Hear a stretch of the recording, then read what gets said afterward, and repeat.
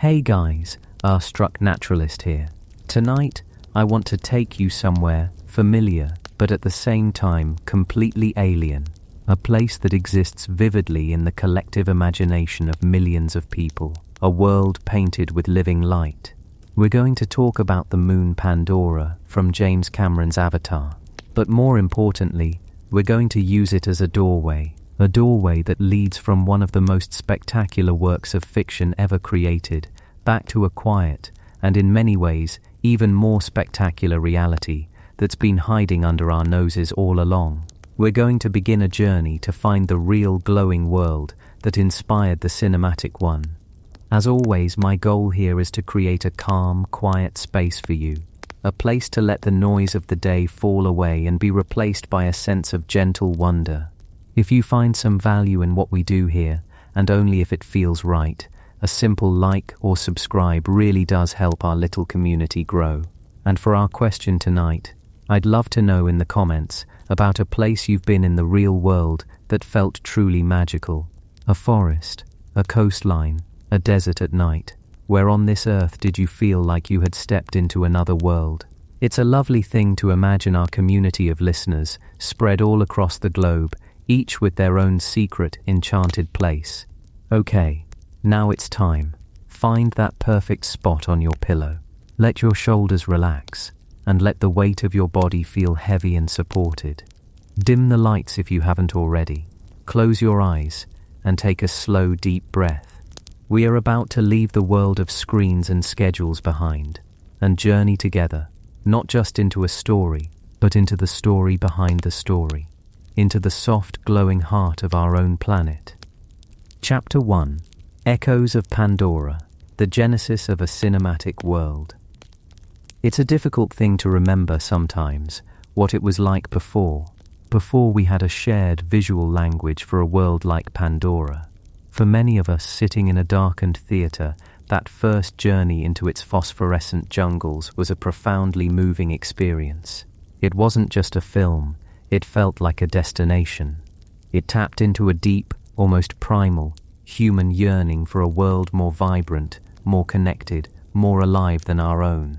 We remember the feeling of flying on the back of a banshee through floating mountains, certainly.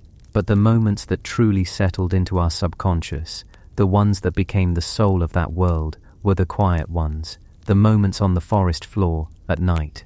Remember the first time Jake Sully, in his new avatar body, gets lost in the jungle as dusk falls? The familiar sounds of our own world's forests fade away, replaced by something utterly new. And then, the light begins. It doesn't come from a sun or a moon, but from the world itself. A soft purple glow emanates from vast spiraling plants that look like giant frozen fusilli.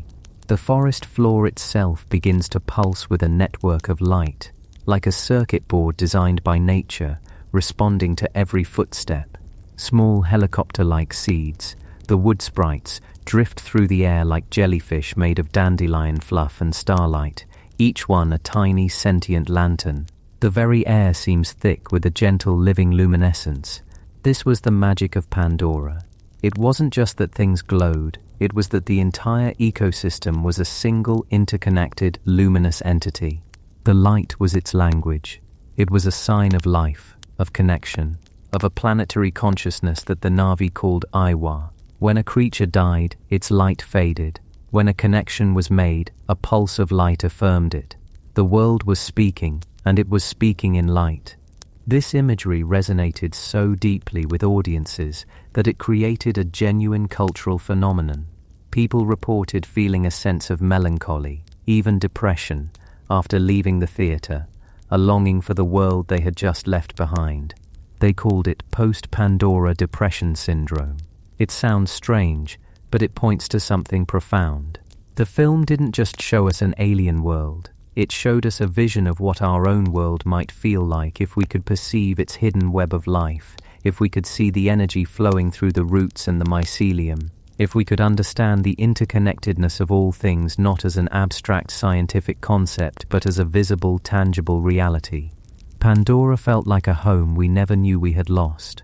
But where does such an idea, so potent and so fully realized, actually come from? It's tempting to think of it as pure invention, a lightning strike of imagination from the minds of James Cameron and his artists. And of course their creativity was immense, but the genius of Pandora is not that it was created from nothing. Its genius is that it was created from everything. It is a sublime collage, a masterful remix of the most strange, the most beautiful, and the most alien features of our own planet, Earth.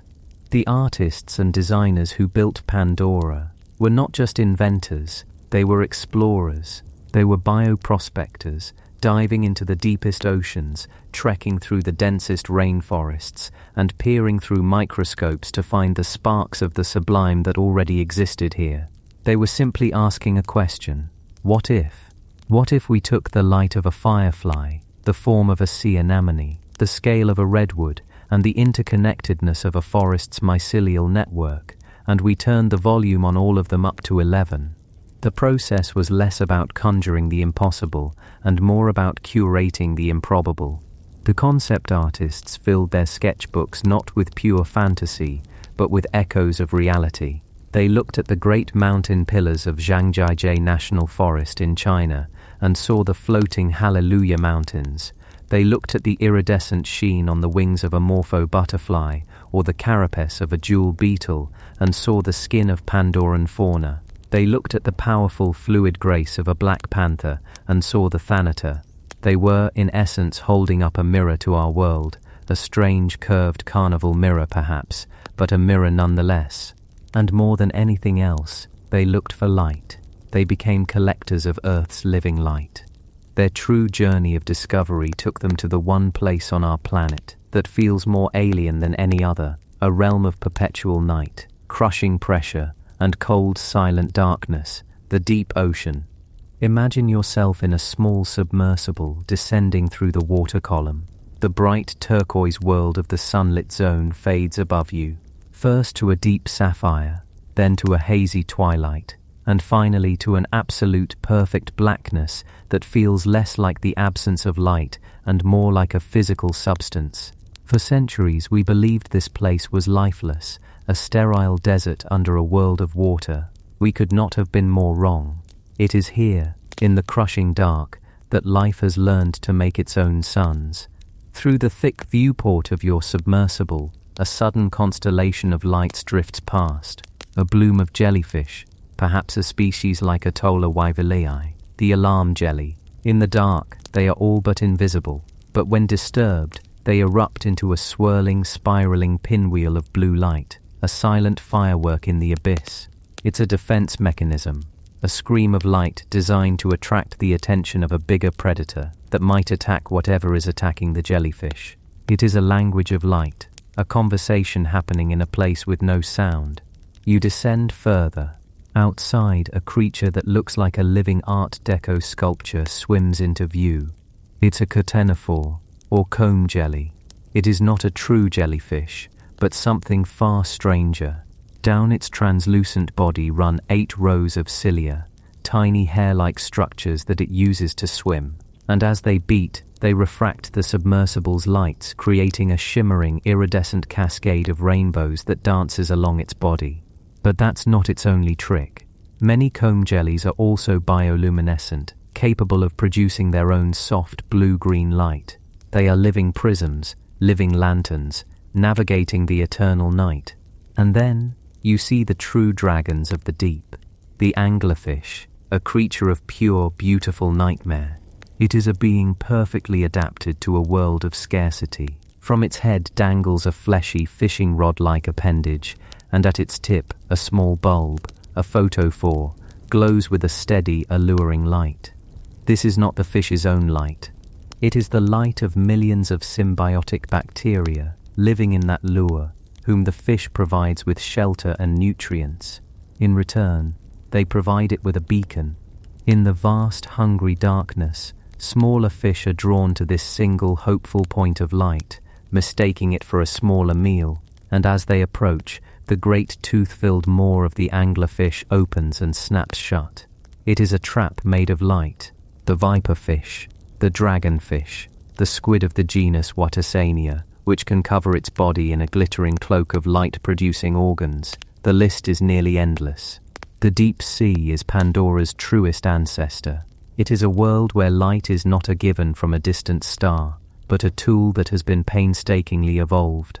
It is used to find mates in the vastness, to lure prey from the darkness, to startle predators with a sudden flashbang of brilliance, and to camouflage, a technique called counter-illumination, where a creature lights up its own belly to match the faint light filtering from above, effectively becoming invisible to predators looking up from below.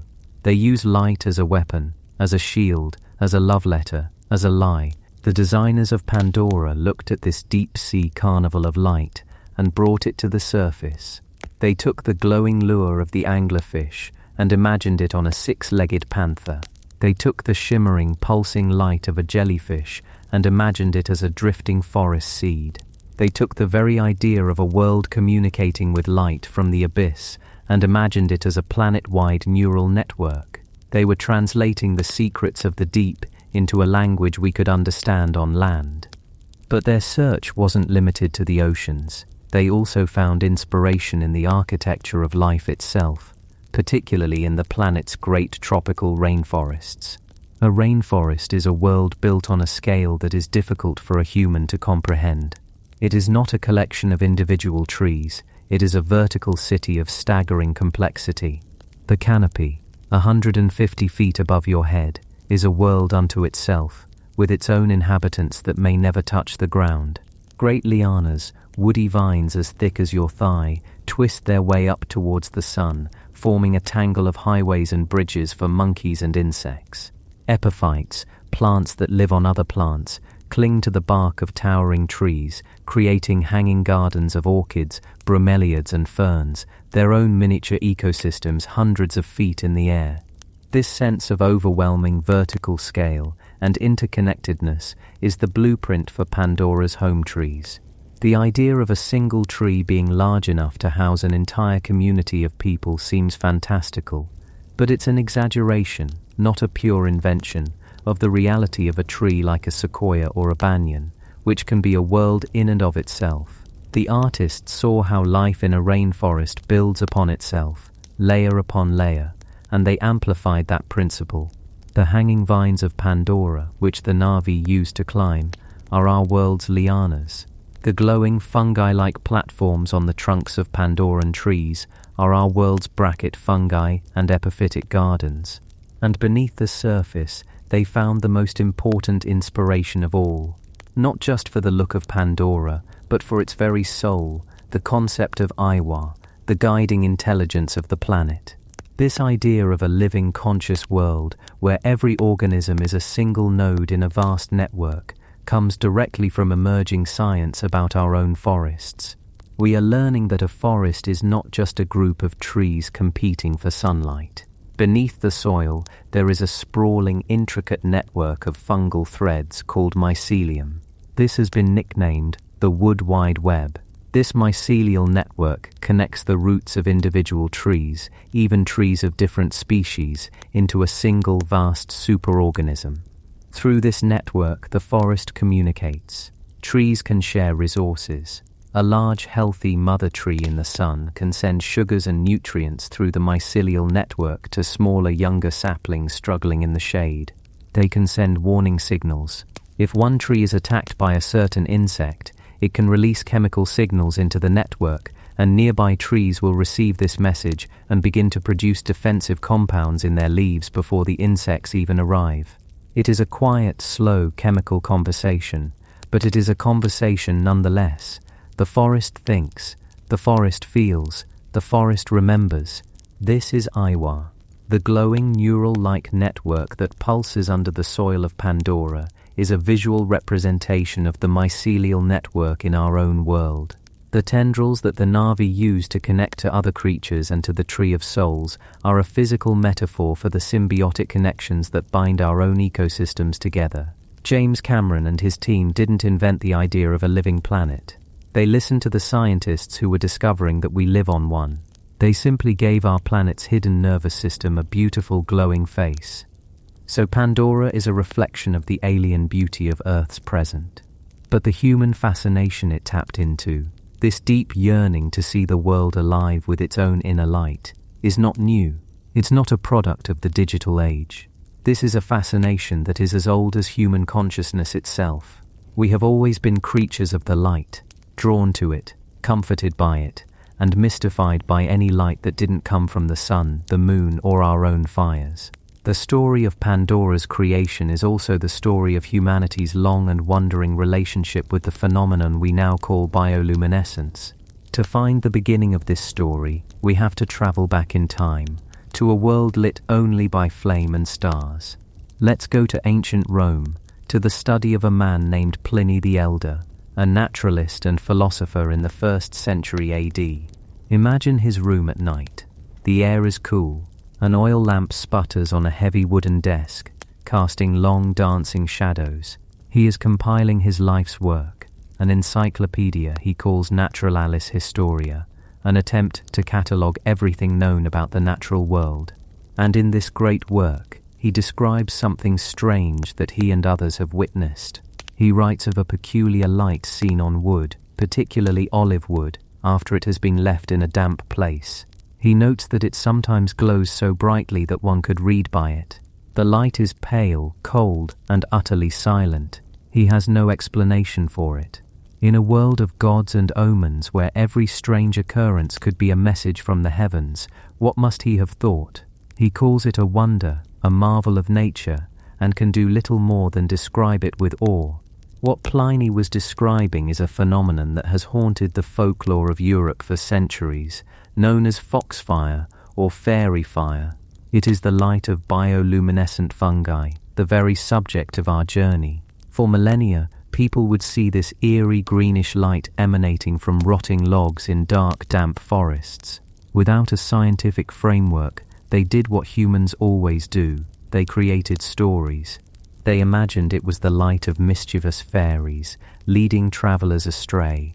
They thought it was the glowing breath of forest spirits, or perhaps the glint of a goblin's treasure buried beneath the roots of a tree.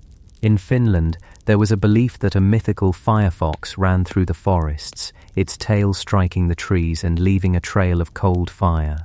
This folklore, this deep history of wonder and fear, is the first chapter in our relationship with living light.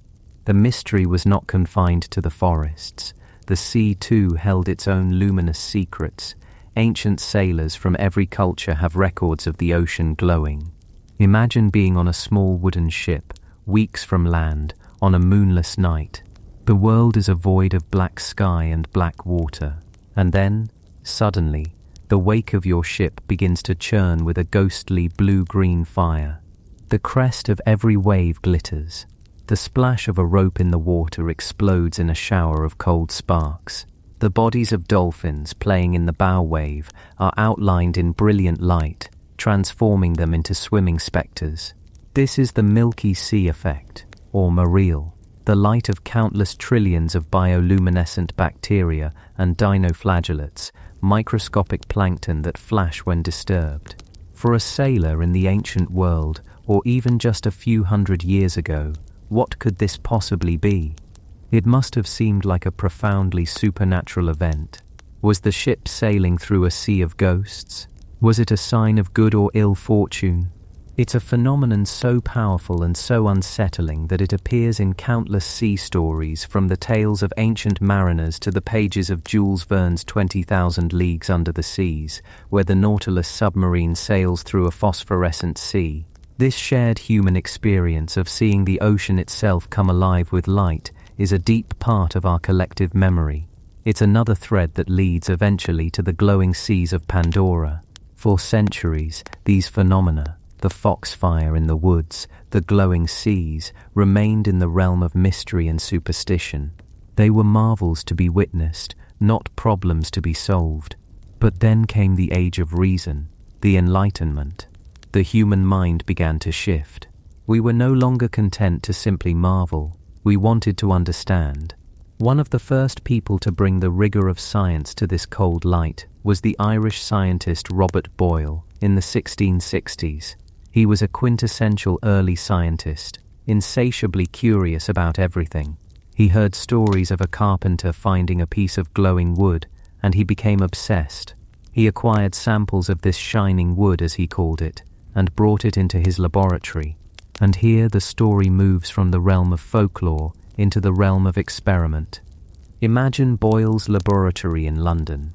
It is a cluttered space, filled with glassware, strange chemical apparatus, and his new invention, the air pump or vacuum chamber. He takes a piece of the glowing wood and places it inside a glass bell jar. In the darkened room, it shines with its gentle, eerie light. Then he begins to pump the air out of the jar, and as he does, he watches, astounded, as the light of the wood begins to fade.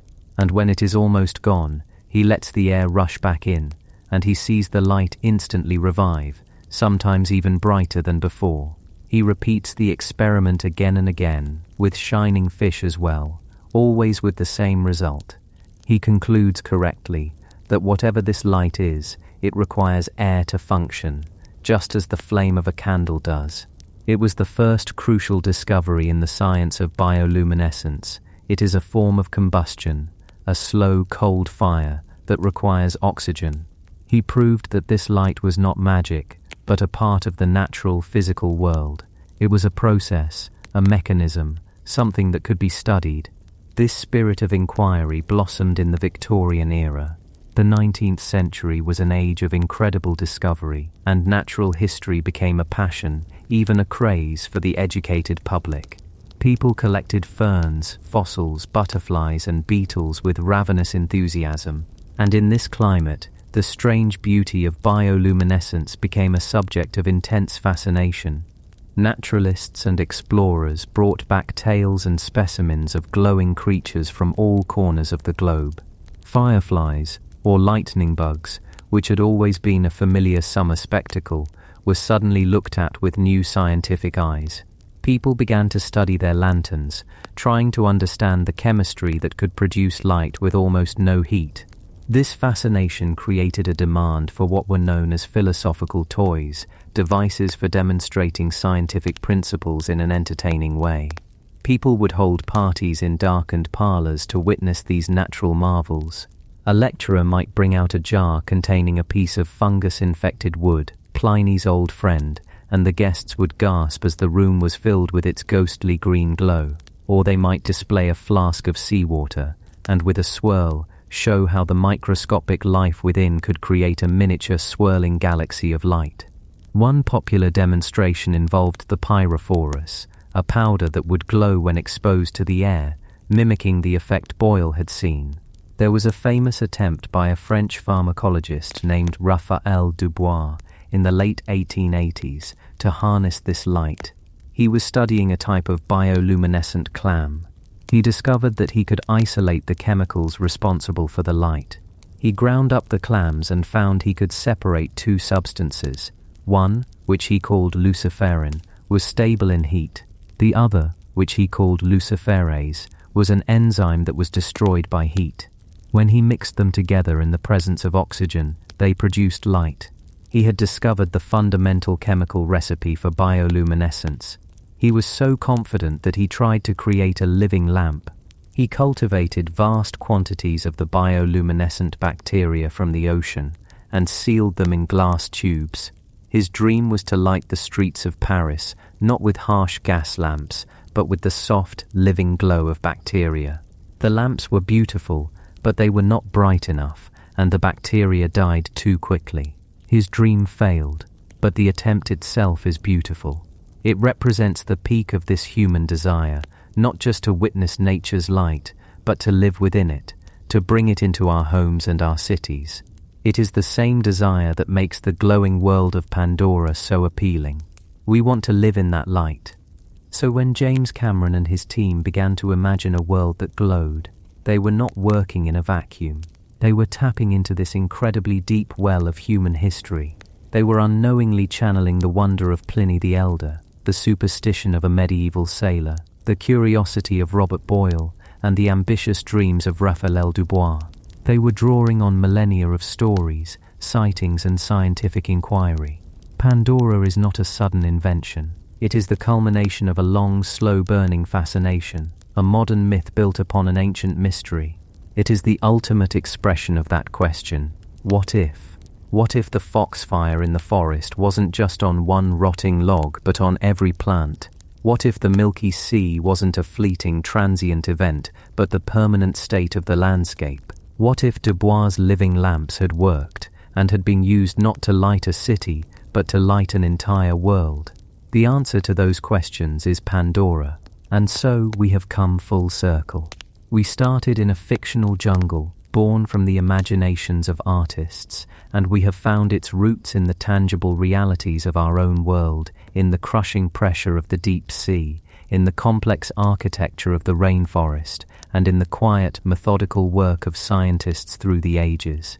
We have seen that Pandora is not so alien after all. It is our world seen through a lens of wonder. But our journey is just beginning. This chapter has been about the echo, the reflection, the inspiration. We have explored the cinematic dream.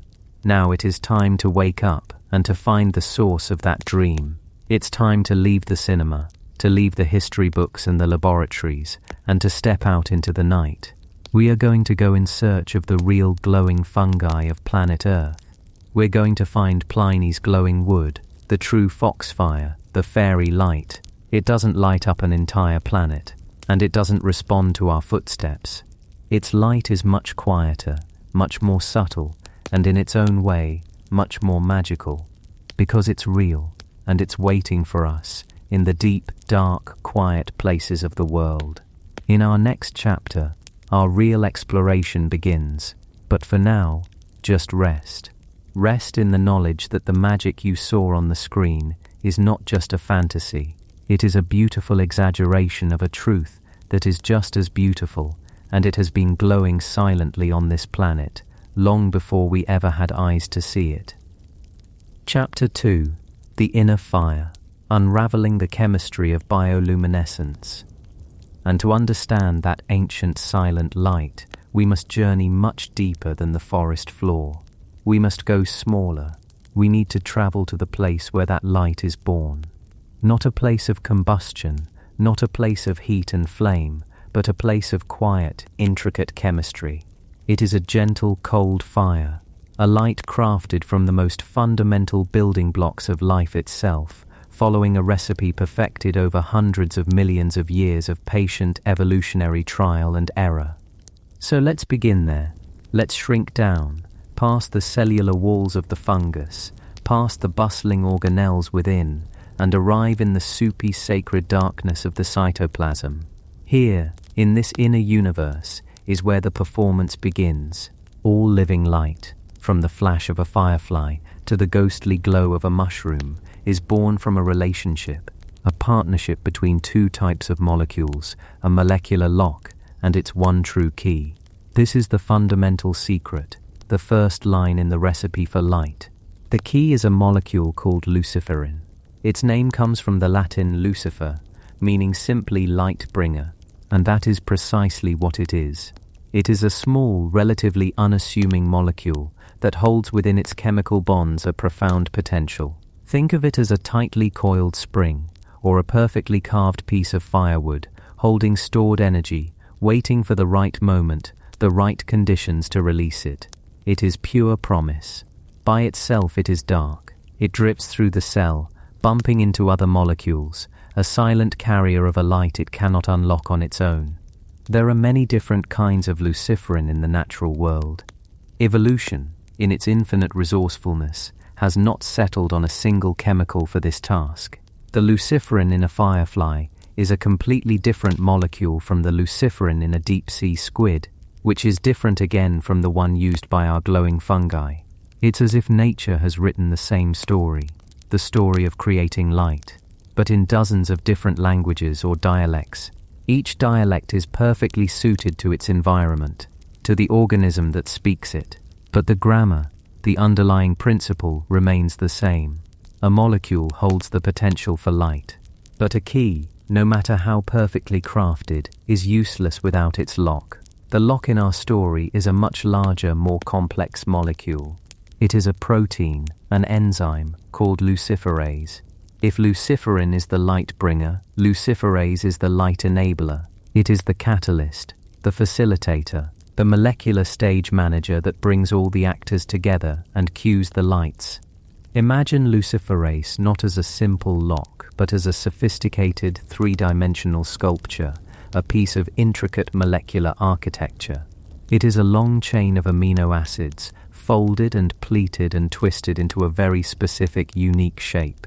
And somewhere on its convoluted surface is a tiny, perfectly formed pocket, a docking station. This is called the active site. This pocket is not just a random divot. It is shaped with breathtaking precision. Its curves, its bumps, its electrical charges are all perfectly complementary to the shape and charges of one specific molecule in the entire universe, its corresponding luciferin. The firefly's luciferase has a pocket that will only accept a firefly's luciferin. The fungal luciferase has a pocket that will only welcome fungal luciferin. It is a bond of absolute specificity, a chemical handshake that has been refined by evolution until it is flawless. So here in the darkness of the cell, our two partners drift, the small potential-filled luciferin and the large sculptural luciferase, and then by chance they meet. The luciferin molecule tumbles into the active site of the luciferase enzyme. It fits. It clicks into place with a gentle settling, like a key sliding into a well-oiled lock. The fit is so perfect, so snug, that the larger luciferase molecule actually shifts its shape slightly, wrapping around the luciferin, holding it in a gentle embrace. This embrace is not just a passive holding. The luciferase is now actively preparing the luciferin for the main event. It is a chemical chamber, a tiny workshop where the real transformation will happen. But even now, with the key in the lock, nothing happens. The light is still dormant. The story is missing its spark. Two of the three essential ingredients are present, but the energy to actually start the reaction is absent. That energy comes from another molecule, perhaps the most important molecule in all of life. It is the universal currency of energy for every living cell on Earth, from the smallest bacterium to the largest blue whale. Its name is adenosine triphosphate, or ATP. Think of ATP as life's battery. It's a small rechargeable packet of energy that powers everything a cell does. Muscle contraction, nerve impulses, DNA replication. Every single action that defines life is paid for in the currency of ATP, and creating light is no exception. An ATP molecule approaches the luciferase enzyme, which is still holding the luciferin in its embrace. The luciferase has another docking site, specifically for ATP. The ATP molecule binds, and in that moment, it performs its sacred duty. It breaks one of its own chemical bonds, releasing a burst of energy. It transfers this energy, along with a piece of itself, to the luciferin molecule nestled deep inside the enzyme. This is the moment of activation. The ignition switch has been thrown. The luciferin is now charged. It has been loaded with the energy from ATP, making its own bonds unstable, humming with a new potential, straining to release this borrowed energy. It is now in a high-energy, highly reactive state. The coiled spring has been wound to its tightest point. The key is in the lock, and now it has been given the energy required to turn. But there is one final actor that must arrive on stage. An element so common, so vital, we often forget its power. That element is oxygen. In many bioluminescent systems, oxygen is the final trigger. A molecule of oxygen, O2, diffuses into the active site of the luciferase, which now holds the energized luciferin. The presence of oxygen allows the final, critical reaction to occur. The energized luciferin is oxidized. In simple terms, it burns. But this is not the chaotic, hot burning of a fire. It is a controlled, precise, and cold burn. The luciferase enzyme choreographs the entire event, ensuring the energy is not lost as wasteful heat. Instead, as the luciferin molecule is broken apart by the oxygen, the energy it held, the energy originally borrowed from ATP, has to go somewhere. And here is the heart of the miracle. The energy is used to push an electron within the broken luciferin molecule, now called oxyluciferin, into a higher, more excited energy state. For a fleeting, infinitesimally small moment, this electron orbits further from its atomic nucleus than it is supposed to. It is in an unstable temporary orbit. It cannot stay there. The laws of physics demand that it fall back to its original, more stable position. And as it falls, as it snaps back into its proper place, the energy that had pushed it out must be released. It is released in its purest possible form. It is released as a single discrete particle of light, a photon. From this tiny molecular stage, a single photon is born. It shoots out from the enzyme at the speed of light, a tiny packet of pure electromagnetic energy, carrying a very specific wavelength, a very specific color, a tiny messenger, sent out from a chemical reaction into the wider world.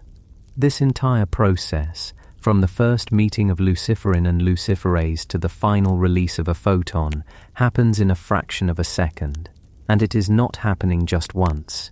Within a single glowing mushroom, within the mycelial threads lacing through a decaying log, this reaction is happening trillions upon trillions of time, every single second. A constant, steady, silent cascade of photons. It is a chorus of light, sung at the molecular level. This is the source of the glow. It is not fire. It is not magic. It is the beautiful, predictable, and elegant result of biochemistry. It is the story of a lock, a key, a battery, and a breath of air, all coming together in a perfect microscopic dance. Now, let's consider the sheer elegance of this system.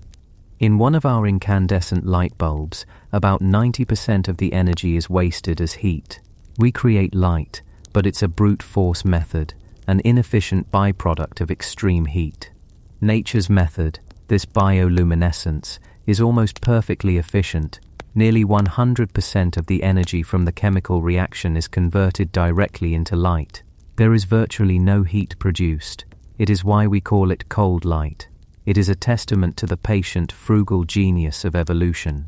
Nature, as a brilliant but thrifty engineer, found a way to create light without wasting precious energy, a currency that is too hard won in the natural world to be squandered. And what of the actors after the play is over? Inside the enzyme's pocket, we are left with the spent fuel, oxyluciferin, the oxidized remains of our light bringer. The photon is gone. The energy is spent. In some organisms, like the firefly, this oxyluciferin is released, and the luciferase enzyme is free to grab a new molecule of luciferin and begin the cycle all over again, creating a flash of light. But for our fungi, the process appears to be different. Their glow is not a flash, it is a steady, continuous, enduring luminescence. This suggests a system that is not just a simple on-off switch, but a constant, smoothly running engine. Scientists delving into the specific chemistry of fungal light have uncovered a story that is even more intricate, a beautiful example of nature's commitment to recycling. The fungal system appears to be a closed loop. They begin with a compound called hispidin, which is then converted into the fungal luciferin, known as 3-hydroxyhispidin. This is the key. The luciferase enzyme then does its work, using oxygen to break it down, releasing that familiar gentle green light. But the story doesn't end there. Another enzyme arrives on the scene, a specialist in recycling. It takes the spent oxyluciferin and, through another chemical reaction, converts it back into a substance that can be used to make fresh luciferin all over again. It's a complete, self-sustaining biochemical circuit. Imagine a factory that not only produces a product but also collects the packaging and waste and reprocesses it back into raw materials to start the whole process over. This is what the fungus is doing on a molecular level. It's a marvel of sustainable engineering, allowing the fungus to produce its ghostly light hour after hour, day after day, without quickly depleting its resources. It's a slow, steady burn, powered by a circular economy within its own cells. This is why a fallen log in a dark forest can seem to breathe with a faint, otherworldly light for nights on end. It is the hum of a perfectly balanced, endlessly cycling chemical engine. Let's pause for a moment and appreciate the different dialects of this light. We've mentioned that the firefly's luciferin is different from the fungus's. This is a profound point. It means that the ability to create light did not evolve just once. It has evolved independently, from scratch, at least 40 to 50 different times across the tree of life. In the crushing darkness of the deep sea, in the moonless nights of the jungle canopy, in the rich soil of the forest floor, life was presented with the same problem, the absence of light, and it arrived at the same fundamental solution: mix a luciferin with a luciferase. But the raw materials it used were different each time. It scavenged whatever molecules were available and tinkered with them over millions of generations. Some organisms, like certain jellyfish, use a luciferin called coelenterasine. Bacteria use a system involving a long-chain fatty aldehyde. The firefly uses a complex molecule called D-luciferin, and the fungi, as we've seen, use their hispidin-based system. It's a beautiful case of what we call convergent evolution. Different paths, all leading to the same brilliant destination. And the light itself, the color of the photon that is released, is not random. It is also exquisitely controlled. The color of the light, its wavelength, is determined by the precise amount of energy the electron releases when it falls back to its stable state. A larger energy drop produces a higher energy bluer light. A smaller energy drop produces a lower energy redder light. What determines the size of this energy drop? It is the luciferase enzyme itself. The lock doesn't just hold the key, it tunes the instrument. The exact shape of the active site, the way it twists and constrains the luciferin molecule as it reacts, subtly alters the energy levels of the electrons. A tiny change in the amino acid sequence of the luciferase can change its shape. This change in shape can create a slightly different chemical environment within the active site, a little more acidic, a little more rigid, and this is enough to change the size of the electron's fall. This is how a single species of railroad worm can produce two different colors of light at once. It uses the exact same luciferin, the same key, but it has two different luciferase enzymes, two different locks. In its head, it produces a reddish light, using one version of luciferase. Along its body, it produces a series of greenish-yellow lights, using a second, slightly different version of luciferase. The same fuel, but two different engines, producing two different results. It's molecular artistry. The enzyme is not just the stage, it is also the lighting director, precisely controlling the hue of the final performance. For our fungi, the color is almost always the same, a spectral, greenish light, around 520 to 530 nanometers in wavelength. This suggests a highly conserved, very specific luciferase structure, an engine tuned to produce this one particular shade of ghost light, a color that happens to travel very well through the dim, damp, cluttered environment of the forest floor at night. So when we look at a glowing piece of wood, we are not just seeing light. We are witnessing the summed output of countless trillions of individual perfected chemical reactions. We are seeing the result of an ancient partnership between a light bearer and a light enabler. We are seeing the ghost of ATP, the universal energy of life, being converted into photons. We are seeing the breath of life, oxygen, driving a cold, controlled fire. And we are seeing the genius of a closed-loop, sustainable system that hums along silently in the dark. It is a process of such staggering complexity and such beautiful simplicity all at once. The individual steps are governed by the rigid laws of chemistry and physics, yet the overall result feels like pure poetry. It is the inner fire of life itself, made visible, a quiet chemical beacon shining from the very heart of the cell. And it does all of this without meetings, without blueprints, and without a single moment of conscious thought. It is the product of deep time, of patient refinement, of the quiet cumulative power of evolution, finding a way to illuminate the darkness from within. Let's try to visualize it again, to feel the process. Imagine you are small enough to be inside the fungal cell. All around you is the gentle hum of cellular machinery. You see a luciferin molecule drift by, a small, elegant shape carrying its hidden promise. You see the colossal folded form of a luciferase enzyme, its active site a welcoming cove in a sea of protein. You watch them meet and embrace. You see a tiny energetic ATP molecule arrive like a courier, delivering its package of energy and then departing. The complex is now primed, humming with a new tension. Then a particle of oxygen diffuses in, the final piece of the puzzle, and for a split second, everything changes. There is a rearrangement, a breaking of bonds, and a release. Not an explosion, but a sigh of light. A single photon, a perfect quantum of green, springs into existence and zips past you, on its way out of the cell, on its way to join a trillion others, to contribute its small voice to the silent green glow in the forest.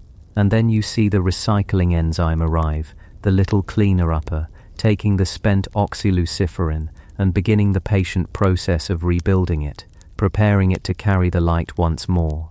It is a cycle, a rhythm, a quiet pulse of chemistry that underpins one of nature's most enchanting phenomena. It is the intricate, detailed, and utterly real science behind the magic. A fire that doesn't burn, a lantern that never runs out of fuel, a quiet declaration from life that even in the deepest darkness, it can and will find a way to make its own light. And as you rest now, perhaps you can imagine this gentle internal fire, not just in the fungus, but in all the creatures that light up the night. A universal story, told in 1,000 different chemical languages, a testament to the endless creativity of the natural world, humming away right now in the quiet places of the earth, a gentle, cold, and living fire. Chapter 3. A Kingdom Aglow, a global expedition to find the Foxfire. So let us go to those quiet places now. Let our minds drift out on the night air, on a gentle expedition to find these living fires, these soft, cool lanterns that burn without heat and without hurry. Our journey is not one of miles and hours, but of stillness and attention. We are not tourists, but quiet pilgrims, seeking out the faint green glow that tells one of life's most beautiful and bizarre stories. Our feet make no sound on the forest floor. Our breath is as soft as the mist that curls between the trees. We are traveling in our minds to the planet's secret corners, where the work of decay is transformed, through some ancient and brilliant chemistry, into an act of quiet revelation. Our first destination is a place where the air itself feels alive, heavy with moisture and the scent of blossoms and wet earth. We are drifting south, over oceans and continents, until we find ourselves hovering in the twilight of the Atlantic forest of Brazil, the Mata Atlantica. This is not the vast, sprawling Amazon. It is a different kind of forest, a coastal realm of staggering biodiversity, a fragmented and precious world clinging to the hillsides. The sun has long set, and the orchestra of the night is tuning up. The percussive chirps of insects, the deep, resonant calls of frogs, the rustle of some unseen creature in the undergrowth. It is a symphony of life that has played here for millennia. The air is warm and thick, a blanket of humidity you can feel on your skin. It smells of rain, of blooming orchids, of the rich dark soil that is the foundation of it all. We are looking for something very small and very specific. We drift lower, past the giant trunks of jataba trees, their bark slick with moisture. We move beneath the broad waxy leaves of philodendrons that catch the faint starlight in scattered shimmering pools. Our focus is on the forest floor, a place of profound transformation. Here, every fallen leaf, every broken branch, every toppled giant is not an end, but a beginning. It is a vast and complicated inheritance, passed down to the patient, silent kingdom of the fungi. They are the great recyclers, the librarians of the forest's stored energy, diligently unlocking the nutrients bound up in dead wood and returning them to the soil, to the roots of the next generation of trees. It is a process of such fundamental importance, yet it happens almost entirely in silence and darkness, but not complete darkness. As our eyes adjust to the deep gloom, we begin to see it. At first, it's just a suggestion, a faint glimmer that you might mistake for a trick of the eye. But then we see another, and another, on the decaying fronds of a native bamboo scattered across the damp leaf litter, are tiny points of light. We move closer, our perspective shrinking down to the scale of an insect, and there they are. This is Mycena lucentipes. The name itself is a beautiful piece of scientific poetry, lucentipes, meaning light-stemmed, but the local people have a name that is perhaps even more fitting. Flor de coco, the coconut flower. And as you see them, you understand why. They are impossibly delicate. From the damp wood rise hair-thin, almost translucent stems, no thicker than a thread, and atop each one sits a tiny bell-shaped cap, barely a few millimeters across. In the daylight, they would be an unremarkable, pale brownish grey, easily missed. But here, in the absolute dark of the forest understory, they are transformed. The entire mushroom, the stem, the cap, the hidden gills beneath, glows with a steady, ethereal green-yellow light. They are not scattered randomly.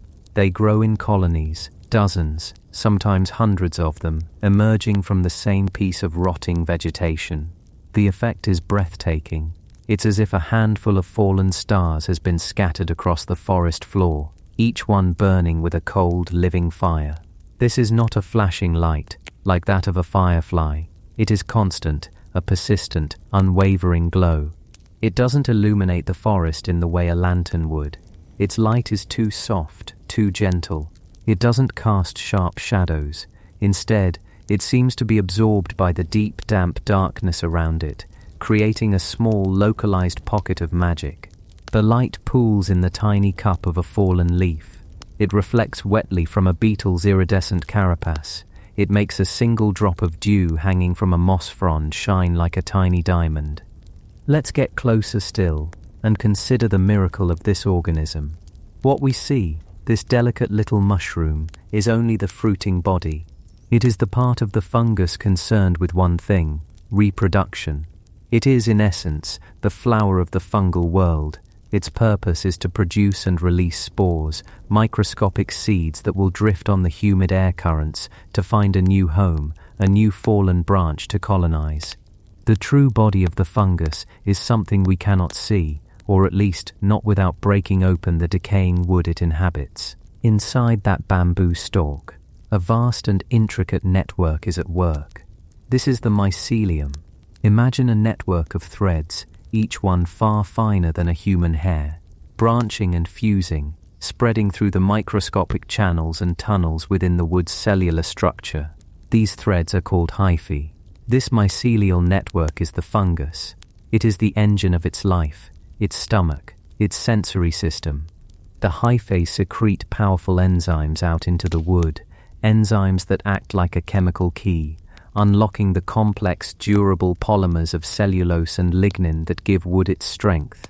The wood is, for the fungus, a fortress of stored sunlight, and these enzymes are the tools it uses to patiently dismantle the walls and draw the energy inside. It is digestion, but it happens outside the body. The entire forest floor is a slow, sprawling feast, and the mycelium is the diner. And here is the truly wondrous part. In Mycena lucentipes, it is not just the mushroom that glows. The mycelium itself, this hidden sprawling network of threads woven throughout the decaying wood, also produces light. So sometimes you will find a piece of wood on the forest floor that appears to be lit from within, glowing with its own ghostly internal fire. This phenomenon, known as Foxfire, has startled and enchanted humans for as long as we have walked through forests at night. It is the quiet work of the hidden kingdom, made visible. The fungus is so saturated with the chemistry of light that its entire being hums with it. The process is an exquisite piece of natural engineering. It's a chemical reaction, a slow, controlled form of combustion that produces almost no heat. Within the fungal cells, a molecule called a luciferin, a light bearer, is combined with oxygen. This reaction is managed and accelerated by a specialized enzyme, a protein catalyst called luciferase. When the luciferin is oxidized, it becomes momentarily excited, its electrons jumping to a higher energy state. But this state is unstable. Almost instantly, The electrons fall back to their resting state, and in doing so, they must release that extra energy. They release it in the form of a photon, a single pure particle of light. Think of it, inside every cell of this tiny mushroom, this chemical reaction is happening over and over and over again, billions and billions of times per second. It is a biological power plant, converting chemical energy directly into light energy with an efficiency that human engineers can only dream of. Our own light bulbs waste the vast majority of their energy as heat. This fungal light is almost pure. It is cold, it is silent, and it is alive. But why? Why would a fungus go to all this trouble? The expenditure of energy to produce light must serve a purpose. Nature is a frugal architect and does not often indulge in pointless extravagance. The truth is, we don't know for certain, but scientists have some beautiful ideas. The leading hypothesis is a form of nocturnal advertising. At night, the forest floor is teeming with life: beetles, millipedes, slugs, and other crawling creatures. The steady glow of the mushrooms may act as a beacon, attracting these nocturnal wanderers. A beetle, drawn in by the curious light, might crawl over the delicate cap, and in doing so, its body becomes dusted with the microscopic spores produced by the gills.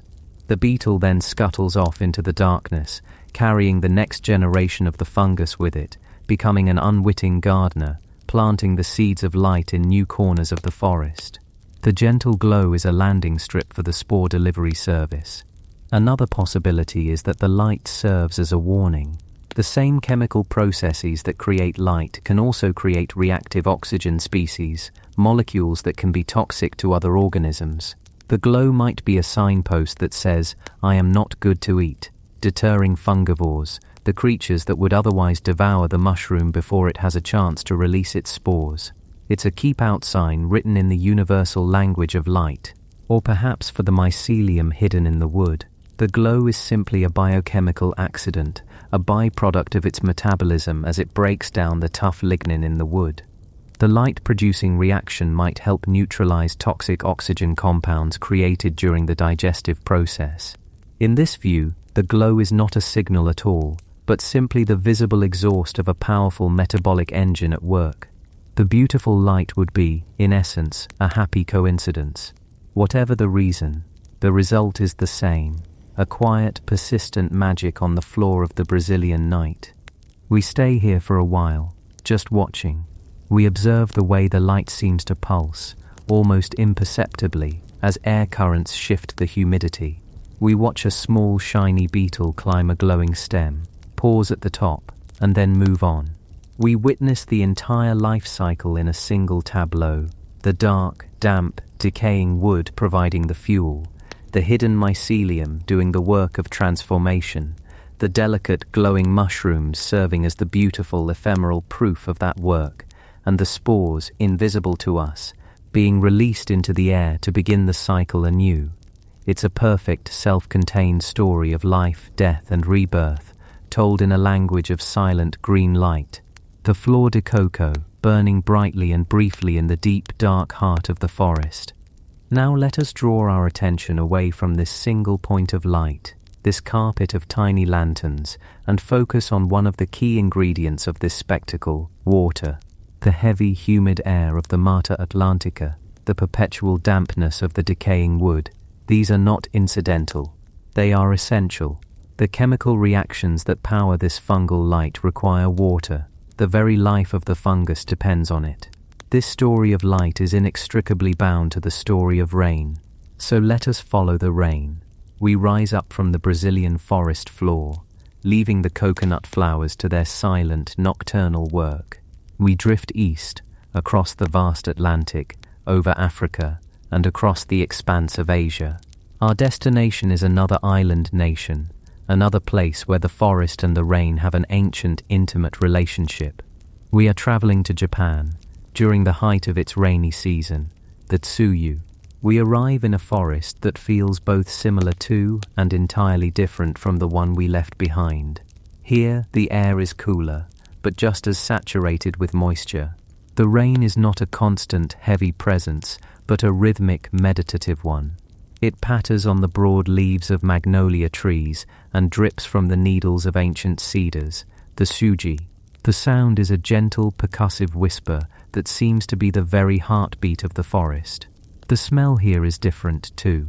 It's the scent of damp earth, yes, but also of pine resin and the sharp, clean fragrance of hinoki cypress. This is a more temperate world, a more ordered, quiet forest. We are here to find a cousin of the Brazilian mushroom, another member of the vast Mycena clan. The Japanese call it yakotake, the night light mushroom. Its scientific name is Mycena luxcorwelli, which translates, with stunning directness, as mushroom of heaven's light. It is a name that hints at the reverence and wonder this small organism has inspired. Finding it requires patience. Like its Brazilian relative, it is a decomposer of wood, but it is more particular. It has a preference for the fallen logs and branches of specific trees, most notably the chinquapin, a type of beech tree. So we search the forest floor, our eyes scanning the moss-covered, rain-slicked bark of decaying logs. In the daylight, you would almost certainly miss them. They are tiny, even smaller, and more fragile than the flor de coco. Their caps are conical, a pale creamy white, and their stems are like spun glass. They often grow in dense clusters, a whole community sprouting from a single crack in the bark of a fallen giant. As dusk deepens into true night, and the rain subsides to a gentle mist, the transformation begins. Slowly, a faint luminescence appears. The yakotake begins to glow. The light is a soft, ghostly green, and it emanates primarily from the cap and gills. Here, the stem does not glow as brightly, so the effect is of tiny lampshades floating just above the surface of the log. Because they grow in such tight-knit groups, they create not just points of light, but whole patches of it. A fallen log can look as if it is host to a miniature, silent city, its streets and houses all aglow. Let us shrink down once more, to lie on the moss beside this glowing log. From this vantage point, the mushrooms tower over us like phosphorescent trees in some alien landscape. We can see the fine radiating lines of the gills beneath the cap, each one a sharp, brilliant line of light. This is where the spores are made.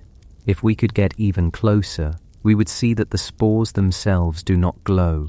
The light is a property of the parent tissue. The purpose, again, is likely advertisement. On a dark, damp night, any insect or slug crawling along this log would be drawn to this impossible brightness. As it investigates, it becomes a vessel for the mushroom's future, carrying away spores to continue the lineage. The life cycle here follows the same patient, beautiful rhythm. A microscopic spore lands on the wet bark of a dead chinquapin tree. If the conditions are right, the perfect balance of moisture, temperature, and nutrients, the spore germinates. It sends out a single questing hyphal thread. This thread burrows into the wood and begins to branch and branch and branch again, creating the hidden mycelial network. For months, perhaps years, the fungus grows in darkness, its presence betrayed only by the softening of the wood as its enzymes do their slow, relentless work. The mycelium spreads, consuming the dead tissue, accumulating energy. And then, when the time is right, triggered by the precise cues of the rainy season, the sustained moisture, the specific temperature range, the mycelium consolidates its energy. It begins the complex process of building its fruiting body. Tiny knots of hyphae form just beneath the bark, differentiating into the tissues that will become the stem and the cap.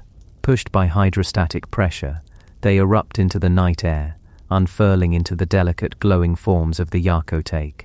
They live for only a few days, a brief and brilliant culmination of a long hidden life.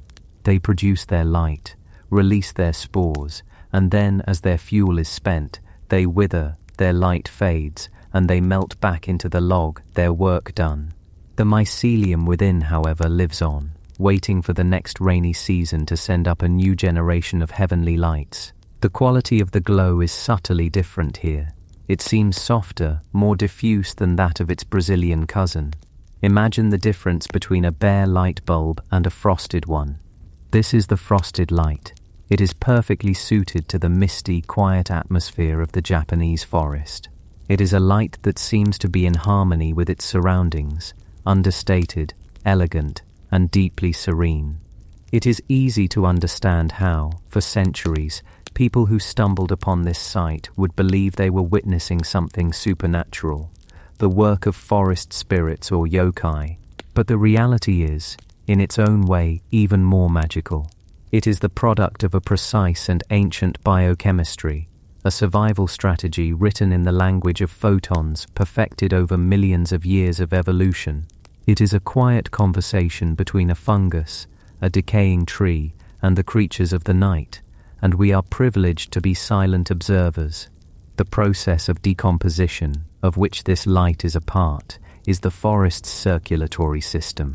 Without fungi like Mycena luxcoeli, the forest would eventually choke on its own dead. The vast stores of carbon, nitrogen, and phosphorus locked away in the wood of fallen trees would remain inaccessible. These tiny mushrooms and their vast hidden mycelial networks are the gatekeepers of this locked wealth. They are the alchemists who turn death back into life, decay into nutrient, and, as a beautiful side effect, they turn darkness into light.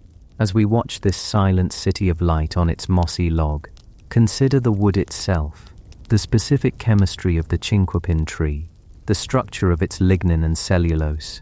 The fungus has evolved to be a specialist, a master locksmith for this particular type of wooden treasure chest. This theme of specialization is common throughout the fungal kingdom. Different fungi have evolved to break down different types of wood in different climates, under different conditions. The world of glowing fungi is not a monolith. It is a diverse and varied collection of specialists, each adapted to its own unique niche.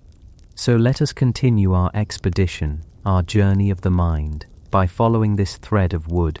From the specific chinquapin trees of Japan, we travel once more, heading southeast, into the vast, humid, and bewilderingly diverse rainforests of Borneo and Malaysia. Here the sheer variety of tree species is staggering. In a single hectare, there can be more tree species than in all of North America. And for every species of tree, there is a corresponding community of decomposers waiting for it to fall. The air here is even heavier, thicker, and more alive than in Brazil. The symphony of the night is a deafening, chaotic wall of sound, the soaring drone of cicadas, the shrieks of unseen primates, the chorus of 1,000 different types of frog. We are in a place of maximal life, and therefore of maximal death and decay. The forest floor is a deep, spongy carpet of fallen leaves, twigs, branches, and logs, all in various states of being reclaimed by the ecosystem. It is a paradise for a decomposer, and it is here that the Mycena genus has truly diversified. There isn't just one species of glowing mushroom to find. There are dozens. Some, like Mycena silvolucens, forest glowing mushroom, are specialists, found only on the bark of one type of tree. Others are generalists, colonizing a wider variety of woody debris. We find them on twigs no thicker than a pencil, where they look like a line of glowing pinpricks. We find them erupting from the tough, fibrous husks of fallen nuts. We find them on the broad, leathery leaves that have just begun to rot. Let's focus on one of these encounters. We are deep in the understory, where no moonlight can penetrate the dense, overlapping canopy of leaves. The darkness is absolute, a physical presence. We are watching a single fallen leaf, larger than a dinner plate. Along its central vein, a fine thread-like network of mycelium has spread. And from this network, tiny, impossibly delicate mushrooms have sprouted. They are no more than a centimeter tall, their caps the size of a pinhead, and they are glowing. The entire leaf seems to be traced with faint green fire. The light is so subtle that if you were to shine even the weakest flashlight, it would vanish completely. It is a light that demands complete darkness to be seen. Here the spectacle is not of a dense carpet of light, but of fine, intricate detail. It's like watching a cartographer drawing a map of the leaf's own internal structure, but with light instead of ink. The challenges for a spore in this environment are immense. The competition is fierce. The forest floor is a battleground of fungi, bacteria, and microbes, all competing for the same resources. To succeed, a spore must land in the perfect spot, at the perfect time, and it must grow quickly. Perhaps the glow of this mycelium and its tiny mushrooms serves an even more critical purpose here. In a world so visually dense and chaotic, a pinpoint of constant living light might be the most effective signal imaginable. It's a way of standing out, of saying I am here to the crawling insects that will be its partners in dispersal. Let us think about the energy required. This tiny organism, living on the meager resources of a single decaying leaf, is powering a constant chemical reaction to produce this light. It is a significant portion of its energy budget. This tells us that the light cannot be a mere accident.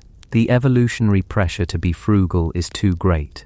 The benefit of producing this light, whether for attracting spore dispersers or warding off predators, must outweigh the considerable cost of its production. It is a high-stakes gamble, a brilliant and risky evolutionary strategy playing out on a miniature scale. We can also see the Foxfire here. The glowing wood itself, a larger branch nearby, is riddled with the mycelium of another species, perhaps one of the Roridomyces. The wood itself emits a soft, uniform glow, turning the entire branch into a ghostly green batten lying on the dark forest floor. A small frog, its skin slick and dark, hops onto the branch, and for a moment it is perfectly silhouetted against the eerie light before disappearing back into the gloom. The forest is using this fungal light to paint itself, creating fleeting moments of impossible beauty. The diversity of forms is remarkable. Some species have sticky caps, a kind of living flypaper that may trap insects, ensuring their spores get a thorough dusting before the insect manages to struggle free. Others have a slimy coating on their stems. Each is a unique solution to the shared problem of survival and reproduction in a competitive world. They are all variations on a theme, the theme of living light. They are a testament to the creative power of evolution, which takes a single brilliant chemical trick, the oxidation of luciferin, and adapts it into 1,000 different forms to suit 1,000 different circumstances. From the hyper-diverse tropics of Southeast Asia, let us now make a great leap. Let us shift our perspective from these delicate, ephemeral little mushrooms to something more robust, more familiar to those in other parts of the world.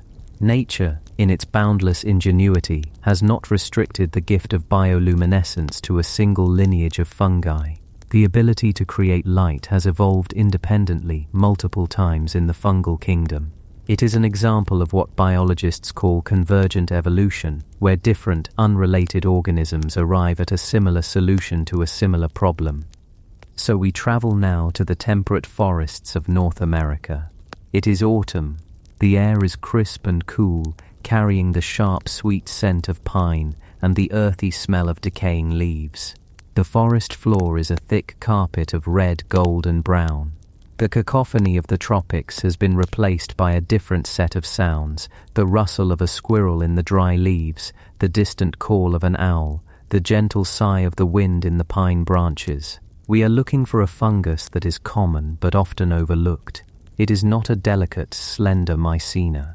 We are searching for Panellus stypticus, commonly known as the bitter oyster or the astringent panis. In the daylight, it is an unassuming little fungus. It grows in tiered clusters on the sides of fallen logs and stumps, particularly oak and birch. Each mushroom is a small, kidney-shaped shelf, a few centimeters across. Its color is a dull tan or pale brown, its texture slightly fuzzy. It is tough and leathery, nothing like the fragile, watery mushrooms we have seen so far. If you were to break a piece off and taste it, which is not recommended, you would find it intensely bitter and astringent, hence its common names. It is, by all daytime appearances, a thoroughly unremarkable fungus. But as night falls in this temperate wood, a different story unfolds. We approach a large mossy oak log, covered in several dense clusters of Panellus stypticus. In the gathering dark, we wait, and as the last vestiges of twilight fade from the sky, the edges of the mushroom's gills begin to glow. The light is not as bright as that of the tropical mycena. but it is steady and persistent. It is a pale greenish light that seems to be painted onto the fine blade-like edges of the gills. The top of the cap and the tough stem remain dark. The effect is beautiful and strange.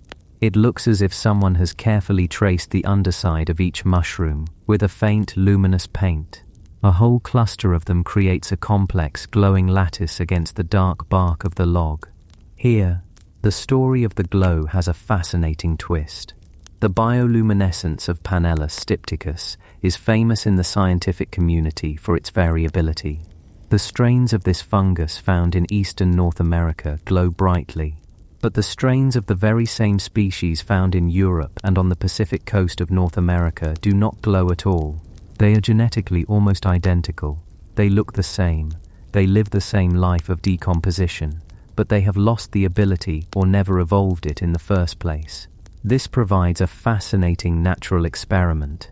What is different about the ecology of a forest in Pennsylvania versus a forest in the Black Forest of Germany? Why is the production of light an advantage in one place but not the other? Is there a specific nocturnal insect in North America that is the key to this mushroom spore dispersal, an insect that is absent in Europe? Or is there a predator in North America that is deterred by the glow? We don't have the definitive answers, but the puzzle itself is a beautiful one. It reminds us that evolution is not a grand, unified march.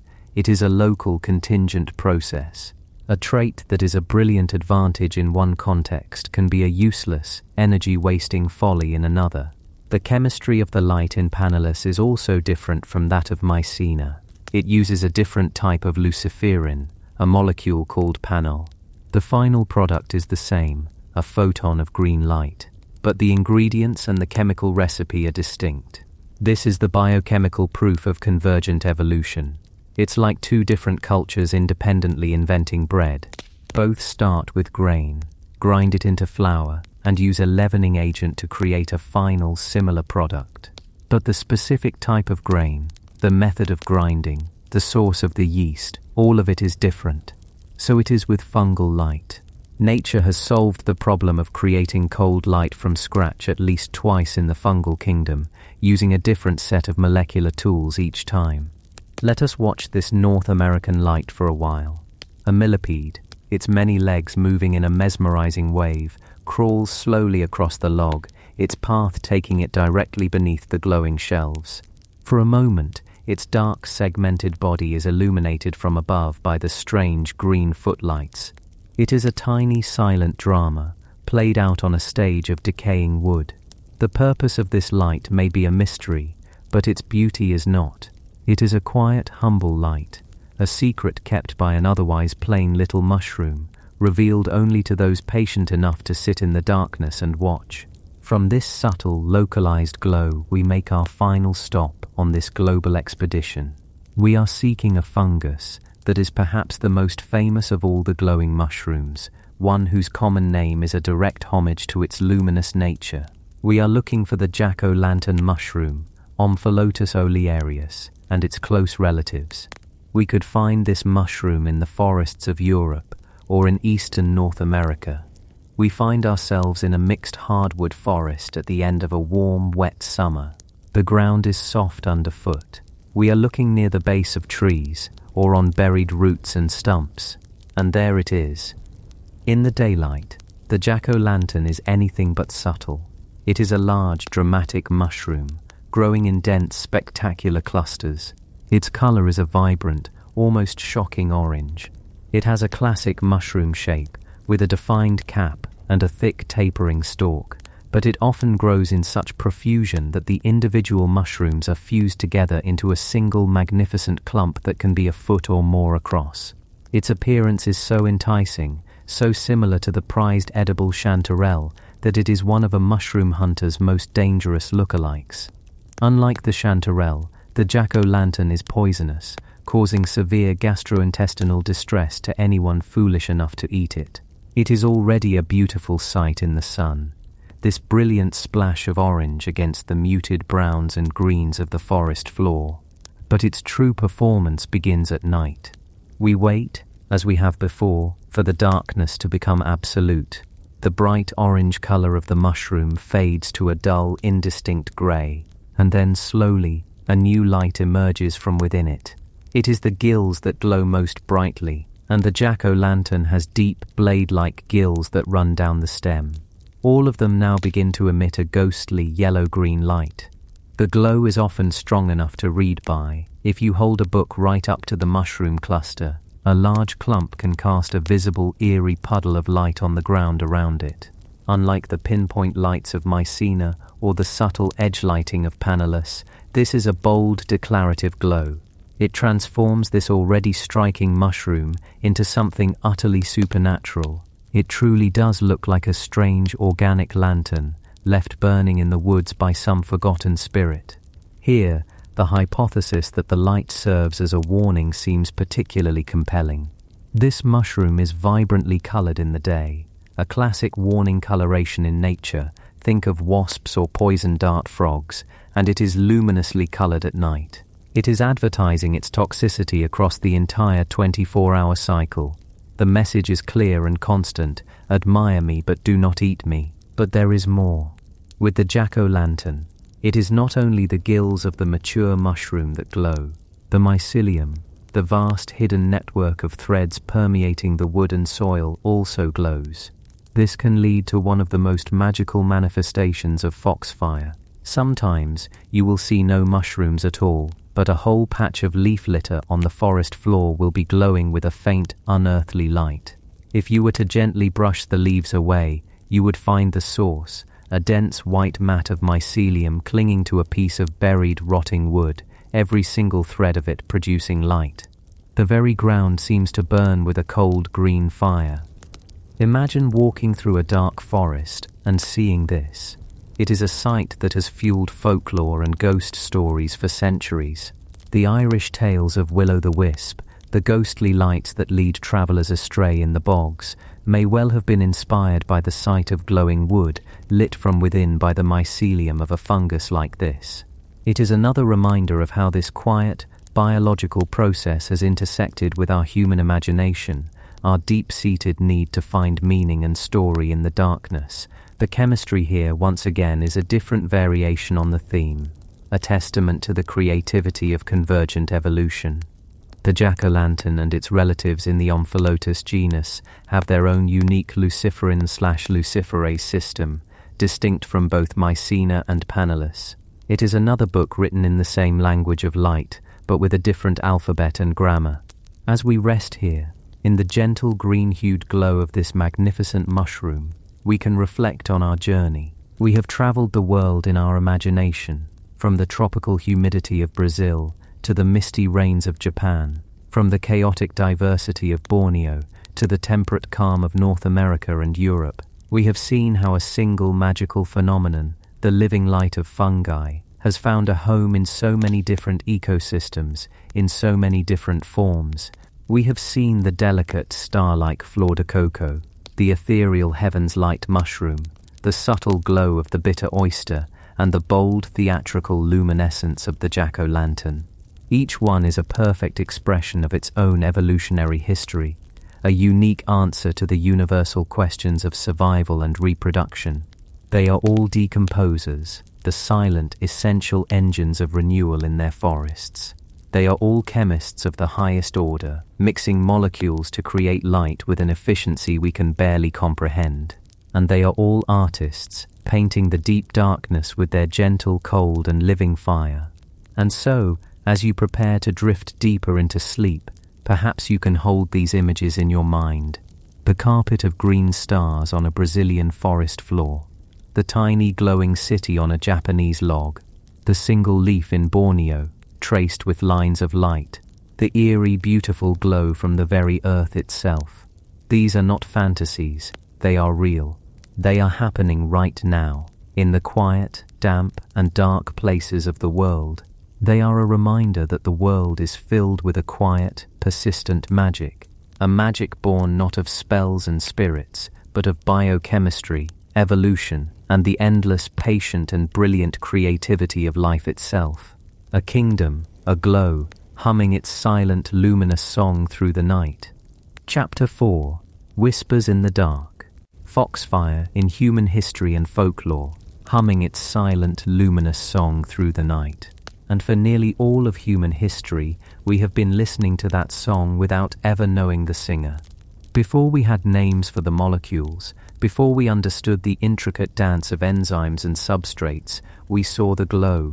And where there is a gap in our understanding, we as a species have always filled it with a story. Imagine, just for a moment, a world without our light, a world truly deeply dark. Settle into that thought.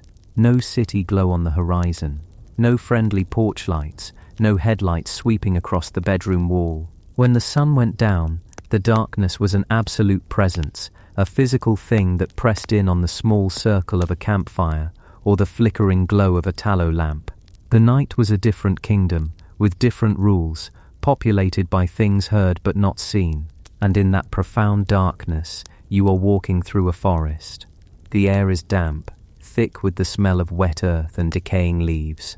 The moon is new, hidden behind a thick veil of clouds. It is a blackness, so complete it feels like you are wading through ink. And then, you see it. Off the path, near the base of an old fallen oak, there is a soft, impossible light. It is not the warm, dancing flicker of a flame. It is cool, steady, and ethereal. It clings to the wood, tracing the grain in faint greenish-white lines. It illuminates nothing beyond itself, serving only to announce its own strange existence. It is a light that gives no heat, a fire that does not consume. In a world where the only two lights you know are the fire of the sun and the fire of the hearth, what do you call this? What story does your mind create to explain this beautiful, terrifying contradiction? This is the world in which the legends of Foxfire were born. The name itself is a beautiful little piece of linguistic mystery. The most common theory is that it's a variation of the old French words faux feu, which translates simply to false fire. A perfect description. It looks like fire. It has the light of a fire. But it is a lie. It is a cold, false flame. And this name captures the suspicion, the feeling of being tricked by nature that our ancestors must have felt. But there is another, more poetic story whispered in the roots of the word. A story that ties the light not to a concept, but to a creature. In folklore, across countless cultures, the fox is the trickster. Cunning, clever, slipping between worlds, a creature of the dusk and the dawn. And so, one story goes that this strange light was not from the wood at all, but was the light of the fox itself. Perhaps it was a spark struck from its reddish coat as it brushed past the trees in the deep dark. Or maybe, as some tales suggested, the light was the faint glow left behind by the fox's paws as it ran its secret errands through the forest night. It was the fox's fire, a sign that a clever, otherworldly intelligence had just passed by, a moment ago, just beyond the edge of your sight. Whatever its name, the glow was a portal. It was a sign that you had stumbled into a place where the ordinary rules of the world had been suspended. For many in old Europe, this light was an undeniable sign of the fae, of the good folk, of fairies. We think of fairies today as tiny, gentle creatures with gossamer wings, but in folklore they were something far more formidable. They were powerful, ancient, and deeply territorial nature spirits. They were not to be trifled with, and a wise traveller knew the signs of their domain. The soft glow of Foxfire was one of those signs. To see a log shimmering with that cold light was to know that you were near a fairy dwelling. The light itself was thought to be their lantern, or the glimmer of their magic, or perhaps even the light spilling out from the doorway to their hidden kingdom, a doorway that might open for you if you were unlucky. These lights were warnings. They were boundary markers, telling you to turn back, to leave their woods to them for the night. Children were told stories of travelers who, enchanted by the beautiful lights, followed them deeper into the woods, only to become lost forever, spirited away to the fairy realm, never to return. The wood wasn't glowing, the world itself was. You were seeing the magic of the land made visible. This fear of being led astray by mysterious lights is a deep and ancient one. The foxfire's glow became tangled up in the folklore of another, more menacing light, the will-o'-the-wisp, known in Latin as ignis fatuus or the foolish fire. This was a light that would appear over bogs and marshes. We know today that this is most likely the combustion of swamp gases, methane and phosphine, bubbling up from decaying matter. But to our ancestors, it was a malevolent spirit, a ghost or a goblin, holding a single lantern and trying to lure travelers off the safe path and into the treacherous mire. And so the quiet, stationary glow of a fungus on a log became the cousin to the dancing, mobile light of the swamp gas. They were both ghost lights, eerie and unexplainable. They were the lanterns of lost souls or the tricks of malicious sprites. In a world illuminated only by flame, any light that wasn't born of a spark was supernatural. It was a tear in the fabric of reality, and no one knew what might step through. The very wood that produced this light was in a state of decay, of slow return to the earth, and this only deepened the association with death, with spirits, with the end of things. The light was beautiful, yes, but it was the beauty of a ghost. And yet, humanity is nothing if not adaptable. We are a species that can turn fear into a tool. While some cultures saw the foxfire and saw a demon's eye, others looked at it and saw an opportunity. For some indigenous peoples of North America and for early pioneers, this cold fire became a friend. It became the world's first flashlight. If you are trying to navigate a dense, moonless forest, a torch is a clumsy thing. It sputters and smokes, it can be extinguished by the rain, and its bright, dancing light destroys your night vision, making the darkness outside its small circle seem even deeper. But foxfire is different. Imagine gathering pieces of this glowing, mycelium-rich wood. You could carry a piece in your hand, a small self-contained beacon that illuminates your path just enough to see the roots and stones at your feet, but not so much that it blinds you to the shapes of the trees against the sky. Its gentle, steady glow is perfect for preserving your own natural ability to see in the dark. Some accounts tell of people lining a path back to their camp with glowing sticks, creating a temporary magical runway to guide them home. There are even stories of people smearing the glowing mycelial pulp onto their moccasins or walking sticks so they could see where they were placing their feet, or onto the handles of their tools so they wouldn't lose them in the dark. This is a profound shift in perspective.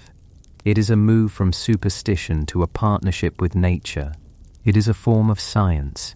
In a way, it doesn't ask why the wood glows.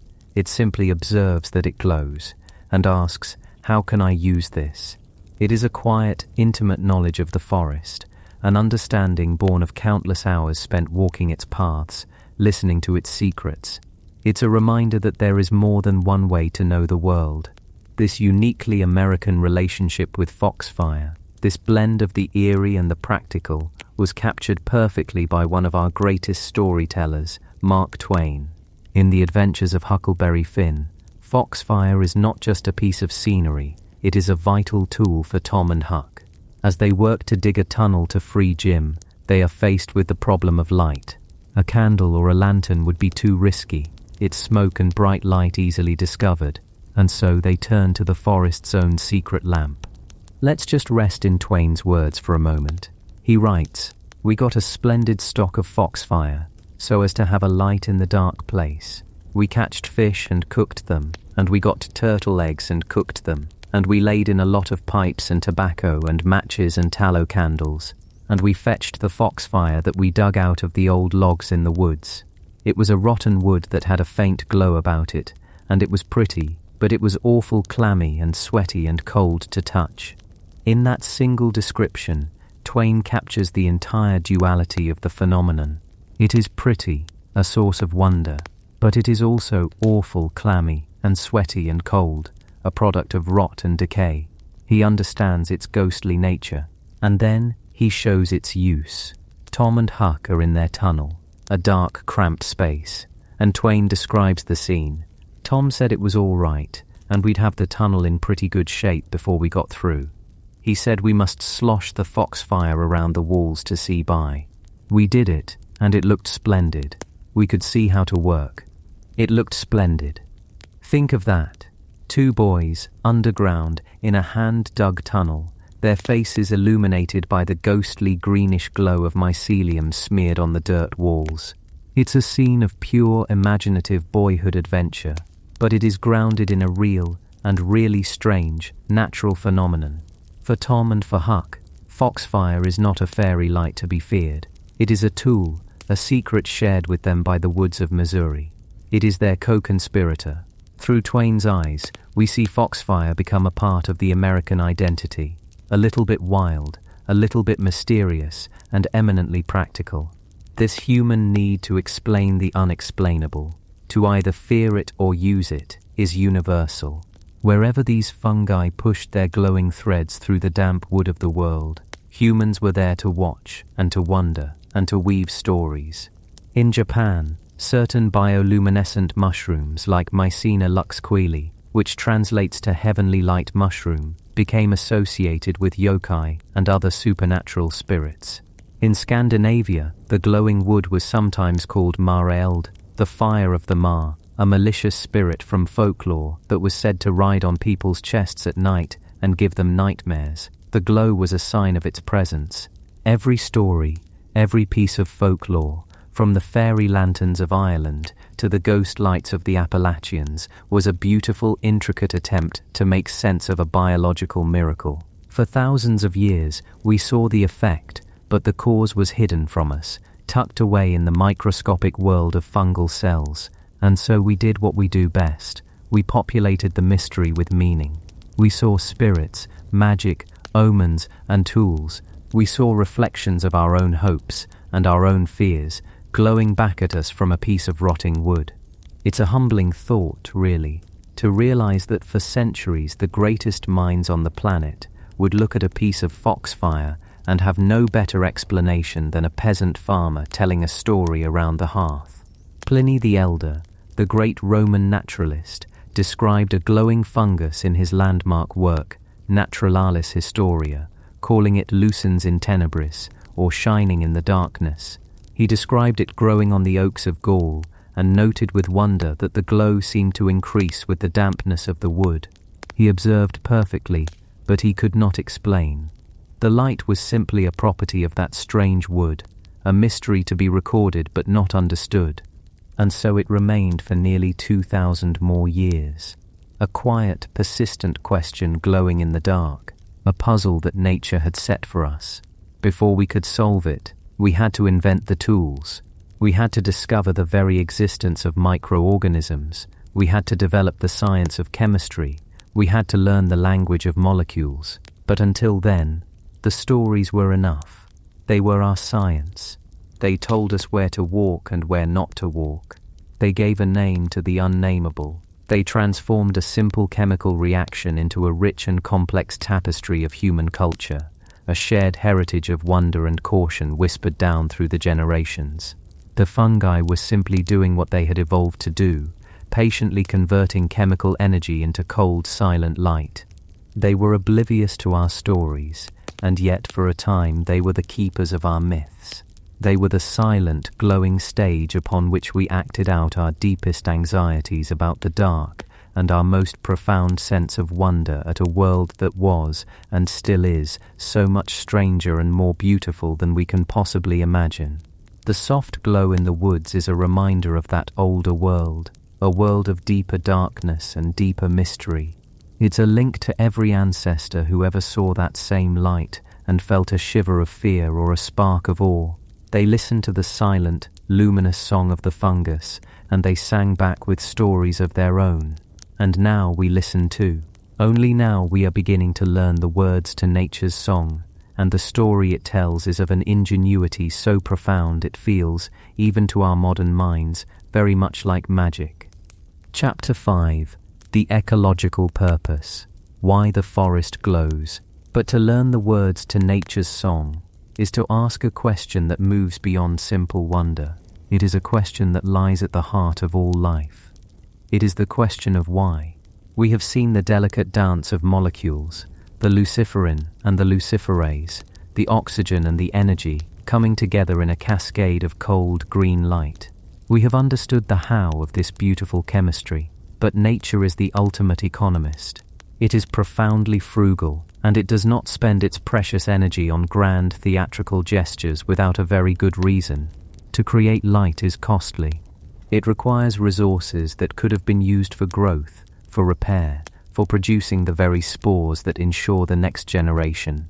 So for a humble fungus, rooted to a piece of decaying wood, unable to flee a predator or chase a mate, this nightly display of luminescence cannot be mere accident. It is not a bug in the system. It is the entire point of the system. This light is a message, broadcast into the deep, velvety darkness of the forest floor, and the story of our journey tonight is to become detectives of the dark, to try and decipher the meaning of this silent, glowing communication. Why does the forest glow?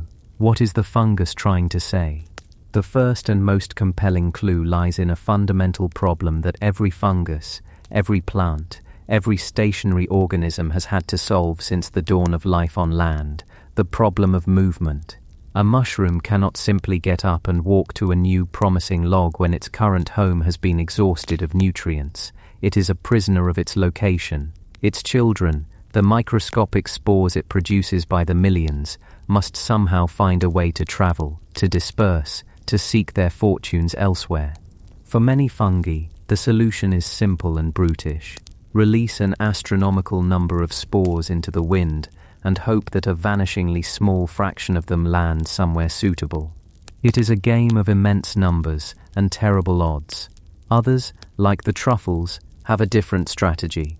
They create a powerful, enticing aroma that lures animals like wild boar to dig them up, consume them, and later deposit the spores miles away, complete with a small parcel of fertilizer. They have co-opted the mobility of the animal kingdom, and it is here, in this idea of partnership, that we find our first great theory for the purpose of the light. We must adjust our perspective. To us, a being of the day, the forest at night is a place of quiet and stillness. But for a vast and teeming world of other creatures, the night is their day. It is when the forest truly awakens. The air, which seems so still to us, is crisscrossed with the invisible flight paths of moths, the low, clumsy buzzing of beetles, the delicate whirring of nocturnal flies and wasps. The leaf litter, a static carpet to our eyes, is a bustling metropolis for 1,000 different kinds of crawlers and climbers. This is the audience for whom the light is intended. Imagine you are one of these creatures, a tiny beetle, perhaps no bigger than a grain of rice. Your world is one of scents and textures, and most importantly, of darkness. You navigate a landscape of colossal decaying leaves and towering blades of grass. The darkness is your cloak, your protection from the birds and lizards of the day. But it is also a challenge. Finding food, finding a mate, navigating this complex world is an immense task. And then through the gloom you see it, a soft, ethereal green-blue light, pulsing gently from the side of a log. It is not the harsh, fleeting light of a firefly, which is a message between two individuals. This light is constant, steady, a landmark. It is a lighthouse in a sea of black. In a world devoid of artificial light, a persistent, biological glow is an irresistible curiosity. It is an anomaly that demands investigation. And so you and others like you are drawn towards it. You land upon the delicate gills of the mushroom, a structure that seems custom-built as a landing platform.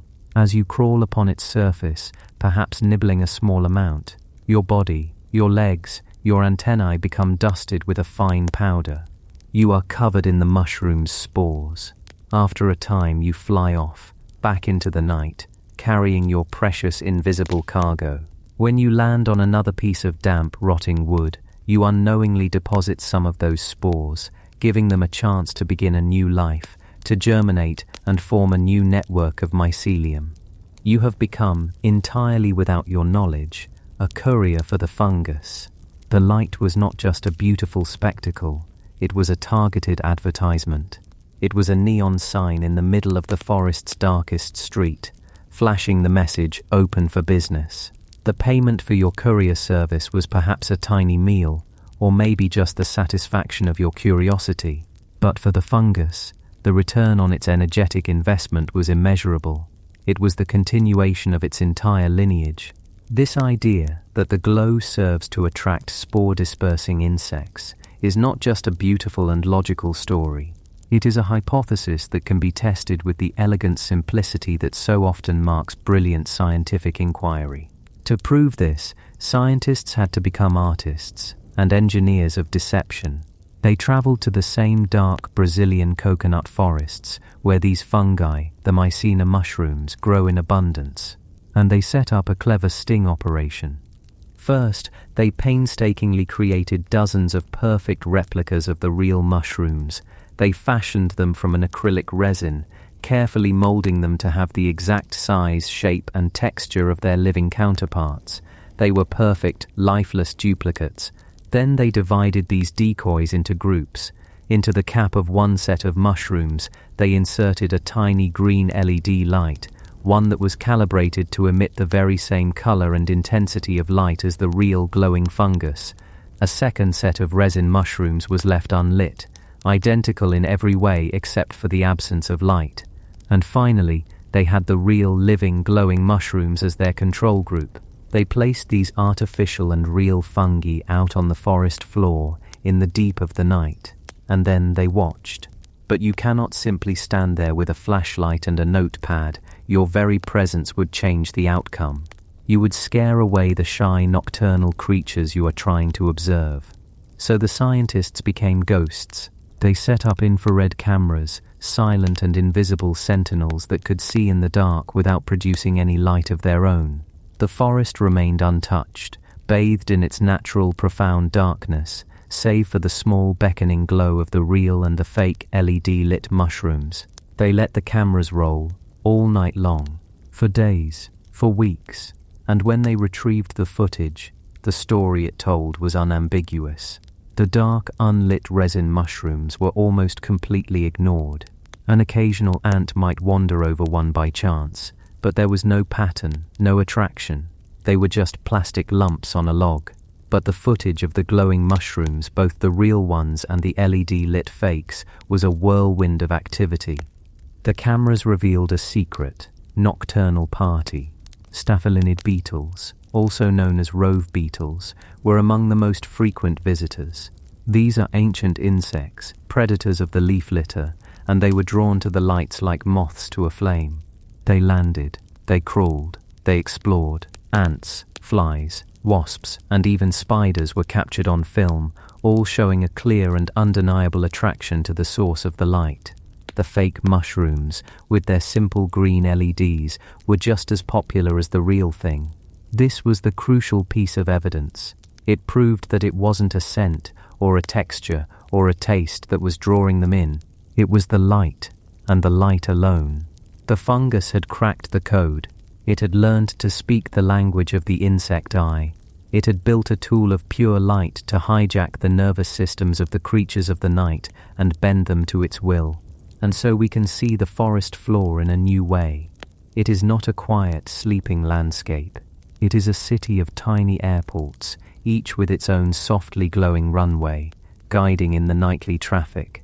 Each mushroom is a beacon, a lonely outpost offering a service and ensuring its own survival through a clever manipulation of its neighbors. It is a breathtakingly elegant solution to the problem of being stuck in one place. It is a testament to the patient, relentless power of evolution to find a way, to turn a simple chemical reaction into a sophisticated, targeted messaging system. But the story of science is rarely so simple as a single perfect answer. As we continue to listen to the glowing song of the fungus, we begin to hear other verses, other possibilities that suggest the light may be a message with more than one meaning. Perhaps the light is not always an invitation. Perhaps sometimes it is a warning. Let us once again return to the forest floor. The fungus has its allies, the spore-carrying insects, but it also has its enemies. An entire guild of creatures, known as fungivores, specializes in eating fungi.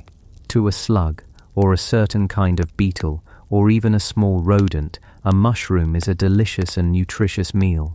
Being eaten is, for obvious reasons, a catastrophic failure for an organism trying to reproduce. The spores are consumed and destroyed, the structure is demolished, and the energy invested in creating that fruiting body is utterly wasted. Many organisms in nature have evolved ways to advertise their unpleasantness. This is the principle of apausomatism. A poison dart frog does not hide its toxicity with camouflage. It shouts it to the world with brilliant blues and oranges. A monarch butterfly, which is foul-tasting to birds due to the milkweed it consumes as a caterpillar, displays a vibrant pattern of orange and black. These bright, memorable colors are a universal code for "do not eat me. You will regret it." The predator learns, after one unpleasant experience, to avoid that specific pattern in the future.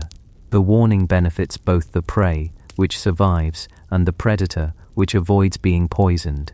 Now consider the challenge for a nocturnal organism. Bright colors are useless in the pitch black. A warning signal intended to be seen at night needs its own source of illumination. What if the glow of the fungus is not a come hither sign, but a keep out sign? What if it is the nocturnal equivalent of the poison dart frog's bright skin? A clear, unmistakable message to creatures that would prey upon it, warning them that this particular meal is toxic or indigestible or simply not worth the effort. The fungus is saying, with its cold green light, "I am not the food you are looking for, move along." This predator deterrence hypothesis is trickier to prove, but the clues are fascinating. For one, many of the known species of bioluminescent fungi are indeed toxic or at least unpalatable to most animals. The famous jack-o'-lantern mushroom, Omphalotus olearius, is a classic example. It glows with a beautiful orange light from its gills, and it is also famous for causing severe gastrointestinal distress in anyone foolish enough to eat it. Is the light a coincidence, or is it an honest signal of its toxicity? And then there is an even more profound piece of the puzzle. It's not just the mushrooms, the fruiting bodies that glow. In many of these species, the mycelium itself, the vast hidden network of fungal threads growing through the decaying wood, also emits its own light. This is the source of the phenomenon known as foxfire or fairy fire, the ghostly glowing wood that has been a source of wonder and myth for millennia. When you see a glowing log in the forest, you are not seeing the wood itself glow, but the living body of the fungus inside it. This is a critical piece of evidence. The mushroom only exists for a short time. Its purpose is to create and disperse spores, but the mycelium is the main, long-lived body of the organism. It is the fungus itself. Why would the mycelium glow? It has no spores to disperse. It isn't trying to attract insect couriers. If anything, it wants to be left alone to do its slow, quiet work of decomposition. From this perspective, the deterrence hypothesis makes perfect sense. The glowing mycelium is protecting the fungus's main body from being eaten by nocturnal invertebrates that might graze on the rotting wood. The light is a defensive perimeter. It's a beware of dog sign for the entire log, warning slugs and other fungivores to find their dinner elsewhere.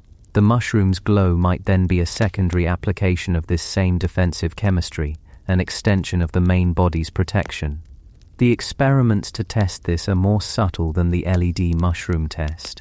They involve carefully controlled choices. A scientist might present a known fungivore, like a particular species of slug, with two pieces of identical wood in a dark chamber. One piece of wood is inoculated with a glowing fungus. The other is inoculated with a closely related but non-glowing species of fungus. Over time, you observe which piece of wood the slug prefers to eat. If it consistently avoids the glowing wood, it lends powerful support to the idea that the light is indeed a deterrent. Early results from such studies have shown that in some cases this is exactly what happens. The fungivores seem to understand the message and steer clear of the light. So now we are left with two beautiful, compelling, and seemingly contradictory explanations. Is the light an invitation, or is it a warning?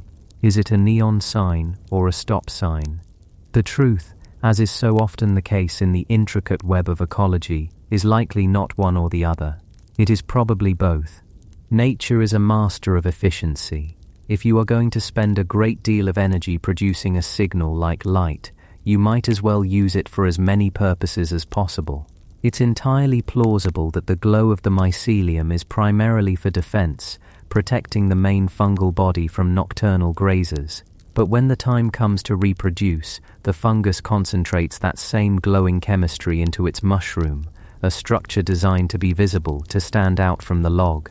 And at that point, the signal's meaning might change. To a large fungivore that could destroy the whole mushroom, it might still be a warning of toxicity. But to a tiny beetle too small to do any real damage, the light becomes an irresistible beacon. That beetle, upon landing, finds itself a perfect vehicle for the mushroom's spores. The signal is the same, but the meaning changes depending on who is receiving it. A single broadcast is being interpreted in two different ways by two different audiences. It is an act of ecological genius. And there is one final, elegant detail that ties this all together, a detail that whispers of a deep intentionality behind the light.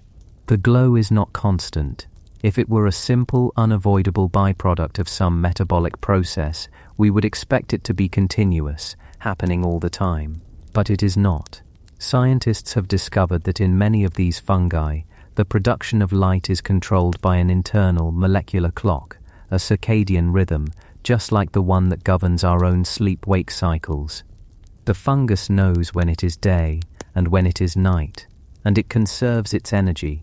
It dims its light during the day, when the glow would be washed out by the sun and utterly useless. Then, as dusk falls, it ramps up the chemical reaction, turning its lantern on. The light shines most brightly during the darkest hours of the night, precisely when its intended audience, be they couriers or creatures to be warned, is most active. This is perhaps the most convincing evidence of all that the glow is no accident. It is a finely tuned, carefully regulated, and deeply purposeful adaptation. It is a tool, switched on and off as needed, with the quiet precision of a master craftsman. And so the glowing forest is revealed to be something far more complex and wonderful than a simple chemical marvel. It is a dynamic landscape of communication. It is a silent, ongoing conversation written in a language of cold light. These fungi are not passive inhabitants of the forest floor. They are active participants, shaping their environment, manipulating their neighbors, and fighting for their own survival with a quiet brilliance that unfolds every night all around us. They are sending invitations and posting warnings. They are running airports and building fences, and they are doing it all with a chemistry so elegant it borders on the magical, reminding us that even in the darkest, most overlooked corners of our world, there are stories of ingenuity and purpose waiting to be read, if only we have the patience to sit in the dark and learn how to see. Chapter 6. Designing the Glow, the Art and Technology of Filmic Bioluminescence. And so, we learn to see. We adjust our eyes to the deep, velvet dark and find that it is not empty at all, but filled with a quiet and persistent conversation, spoken in the language of light. But for some, seeing is only the beginning. For the storyteller, the artist, the dreamer, to see is to be inspired. To see a single, softly glowing mushroom on a damp log is to wonder, what if the whole forest could speak this way? What if the light wasn't just a statement, but a response? This is the bridge we cross now, from the patient, chemical reality of our world to the breathtaking, symphonic fiction of another. We journey from the forest floor to the design studio to understand how a team of artists took nature's quiet whisper and taught it how to sing. This is the art of bio-inspired design. It is a discipline of deep listening. It isn't about simply copying what nature has made, but about understanding the principles why nature made it that way, and then asking, what else could this principle do? The visual effects artists and designers tasked with creating the world of Pandora were, in a very real sense, students of mycology and marine biology. They looked at the steady, cool green light of a mycena fungus, a light that burns for days without heat, a chemical beacon that says simply, I am here. And from that humble starting point they began to compose. Nature, in this case, provided the fundamental note. the chemical reaction of luciferin and luciferase, a marvel of efficient engineering that produces light as a byproduct of life. But a single note is not a symphony. The challenge for these cinematic world builders was to take that single beautiful but very static note and orchestrate it into the defining feature of an entire planetary ecosystem. The first, and perhaps most crucial, artistic liberty they took was to change the glow from a constant state to a dynamic response. In our world, for the most part, bioluminescence is either on or it's off. A firefly flashes, yes, but a mushroom simply glows. It is a slow, steady burn. On Pandora, the light became a language of interaction. It became reactive. Let's imagine the design brief. It's not just make the plants glow, it's make the forest feel alive, make it feel aware. And so they began with the most intuitive interaction of all, touch. We've all seen this in our own world, though not with light. Think of the Mimosa pudica, the sensitive plant, whose leaves fold inward at the slightest brush of a finger. It's a physical, mechanical response. The artists of Pandora took that concept, that a plant can have a tangible, immediate reaction to physical contact, and they translated it into the medium of light. The result was the helichoradion, those beautiful spiral-shaped organisms that retract into the ground when touched, their vibrant glow vanishing with them. This wasn't just a visual flourish, it was a piece of storytelling. It established a rule for the audience. This world sees you, it feels you. Your presence has an immediate and visible effect on your surroundings. It is the first step in transforming the environment from a passive backdrop into an active character in the story. But they didn't stop with a single plant. They applied this principle of responsiveness to the very ground beneath their characters' feet. On Earth, if you are lucky enough to walk on a beach at night where dinoflagellates have bloomed, you have seen a true miracle. Every footstep you take in the wet sand, every swirl of your hand in the water, erupts in a cascade of brilliant blue sparks. It is the ocean, responding to your movement. It is a fleeting, magical experience. The designers of Pandora took that exquisite real-world phenomenon and made it the foundational principle of their entire forest floor. Every footfall, human or Na'vi, sends a ripple of light spreading outwards. The ground itself becomes a living circuit board, tracing the path of anyone who moves across it. Suddenly, a simple walk through the woods at night is transformed into a dialogue. The forest is not just lighting your way, it is acknowledging your every step. This single design choice does more to communicate the interconnectedness of Pandora than any line of dialogue ever could. It makes the idea of a living planet tangible, visible, something you could feel under your own feet. This, of course, presented an almost unimaginable technical challenge. It's one thing to make a single object glow in a digital environment. It's another thing entirely to create a system where billions of individual points of light, blades of grass, fungi, spores in the air, must react in real time to the movement of a character. It's not a simple lighting effect applied on top of the image. It is a simulation. Imagine for a moment the digital task. Every single plant model, from the largest tree to the smallest moss, had to be designed not just with texture and shape, but with what could be thought of as a kind of digital nervous system. Pathways of light had to be mapped onto its virtual biology. A set of rules had to be written for how this light would behave. How fast does the pulse of light travel up the stem of a flower when its leaf is brushed? How wide does the ripple on the forest floor spread from a heavy footstep versus a light one? How does the color shift? How long does it take to fade? Each of these questions had to be answered, tested, and coded. The render farms, those massive warehouses of computer processors that build these worlds pixel by pixel, were tasked with calculating not just the shapes and shadows, but the physics of light emission and reflection from millions upon millions of dynamic sources in every single frame. A character running through the forest wasn't just a moving model.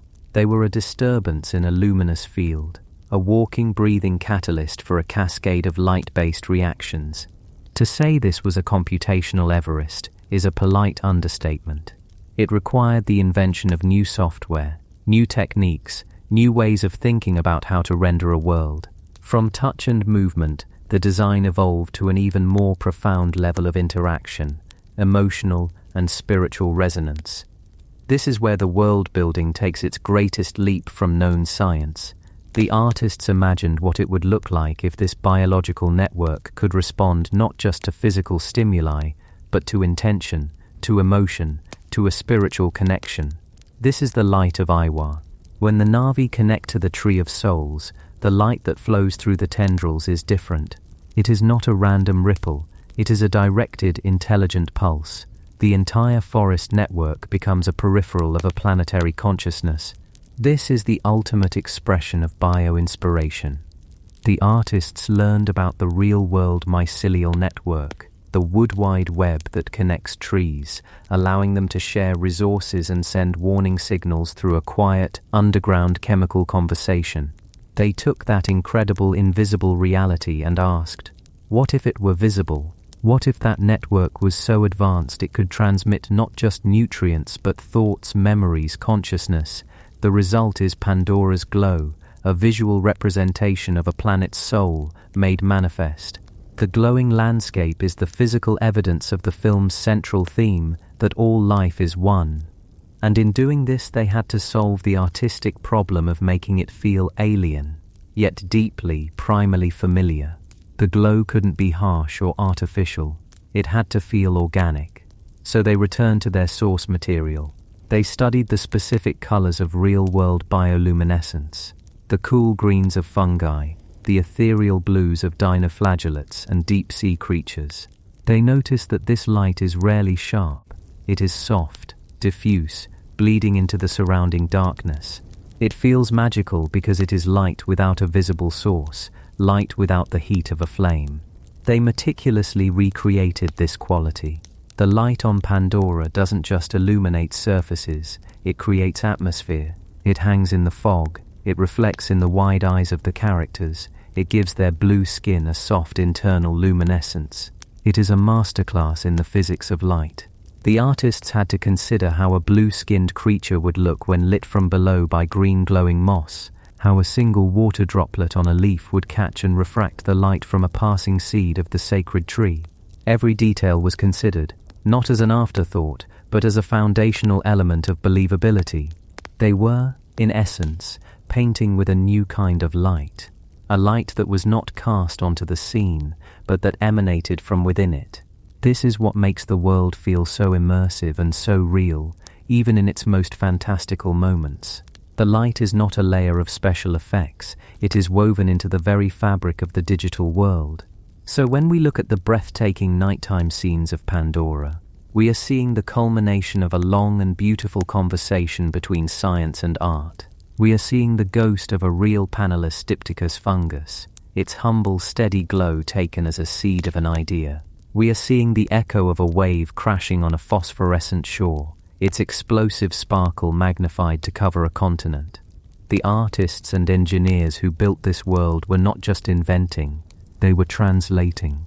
They took the subtle, elegant chemistry of our own world's bioluminescence and imagined its evolutionary potential on a world where it became the primary language of the ecosystem. They balanced the need for cinematic spectacle with a deep reverence for the biological principles that inspired them. They created a world that feels alien, but a feeling that feels like home, the feeling that we are part of something larger than ourselves, that our actions have consequences, and that even in the deepest darkness, the world is vibrantly, beautifully, and consciously alive. And in doing so, they gave us a new lens through which to see our own world. The next time you are deep in the woods, far from the city lights, perhaps you will pause for a moment and let your eyes adjust. You may not see the ground light up with your every step, but you will know that beneath your feet, and in the bark of the trees, and on the damp, decaying leaves, a quiet, luminous conversation is taking place, and you will have a deeper appreciation for its subtle, magnificent beauty, knowing the grand, impossible dream that it once inspired. Chapter 7. Guardians of the Light, Conservation and the Future of Luminous Life. And yet, that grand, impossible dream, which we borrow from nature to fill our movie screens, is itself a fragile thing. Like any dream, it can vanish with the morning light. The quiet, luminous conversation taking place in the dark undergrowth of our world is a delicate one, and it is in danger of being silenced before we have even had a chance to properly listen. The existence of these glowing fungi is not a given. It is the result of an ancient and intricate dance of coevolution, a performance that requires a very specific stage. That stage is the old, damp, undisturbed forest. The fungi are not isolated actors. They are part of a vast and interconnected community. They rely on a specific type of decaying wood, a particular level of humidity, a consistent temperature, and the complex chemistry of a forest floor that has been allowed to live and die and decompose for centuries. They are, in a very real sense, the living memory of the forest. And this is where our story takes a somber but necessary turn, because the stages upon which this ancient play is performed are vanishing. The most immediate and devastating threat is, of course, the loss of the forests themselves. When we clear an old-growth forest, we are not just removing trees. We are demolishing a city that has been under construction for millennia. We are tearing down a library filled with books written in a language we are only just beginning to decipher. For every known species of bioluminescent fungus, scientists suspect there are countless more, hidden in the rainforests of the Amazon, the jungles of Southeast Asia, or the temperate woodlands of North America, that we have not yet even met. We may be extinguishing these tiny, living lights without ever having witnessed their glow, losing solutions to problems we don't even know we have yet. The loss is not just of the organism itself, but of the entire context that created it, the intricate web of relationships, the unique environmental conditions. You cannot simply save the fungus, you must save its world. Beyond the clear cut, there are more subtle, creeping threats. A changing climate acts like a slow, invisible fire. It alters the rhythm of the seasons, the patterns of rainfall, the average temperature. For an organism as exquisitely tuned to its environment as a luminous fungus, these small changes are monumental. A degree or two of warmth, a month less of rain, it can be enough to disrupt the delicate enzymatic reactions that produce the light. The perfect key of luciferase may no longer fit the lock of luciferin. The conversation falters, the glow dims, and then there is a threat that is perhaps the most poetically tragic of all, the threat of our own light. We are creatures who have banished the night. Our cities cast a permanent hazy dome of orange and white light into the atmosphere, a phenomenon we call sky glow. This artificial twilight can be seen from space, a brilliant testament to our presence, but a devastating shroud for the subtle language of the natural world. Bioluminescence evolved over millions of years to be seen in profound darkness. The faint, ethereal glow of a mushroom is not designed to compete with a sodium street lamp or a stadium floodlight. Light pollution is, for these organisms, a constant, deafening roar that drowns out their whispered secrets. We travel to the woods to escape our own noise, but increasingly we bring a blanket of artificial light with us, making it impossible to see the stars above, and just as impossible to see the secret stars glittering on the forest floor below. We are, in our search for illumination, blinding ourselves to the most magical lights of all. The loss of these organisms is more than just a biological tragedy. It is a failure of the imagination. To let these lights go out would be like letting the world's music fade to a single monotone note. It is to accept a world with less wonder, less mystery, and less beauty. But the story does not have to end here. This is not a eulogy. It is a call to awareness and a doorway into a future filled with a different kind of hope. For even as we stand on the precipice of losing this natural magic, we are also, paradoxically, on the verge of understanding its language and learning to speak it ourselves. The very chemistry that allows a mushroom to glow on a forgotten log holds within it a blueprint for a more sustainable and more beautiful human world. Scientists, in their patient and meticulous way, have been studying this natural technology for decades, and they have found that nature's light is a masterclass in efficiency.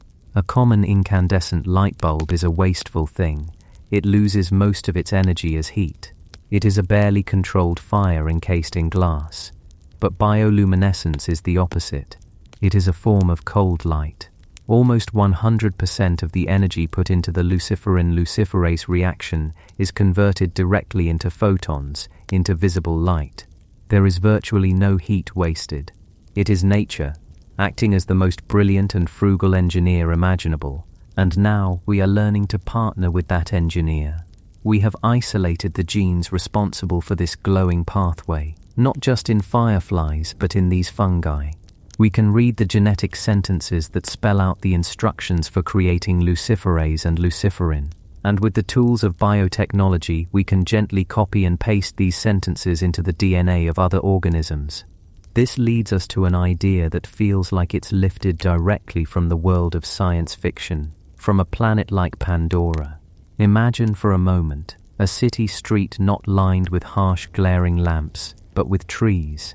And imagine that as dusk falls, these trees begin to emit their own soft, gentle living light.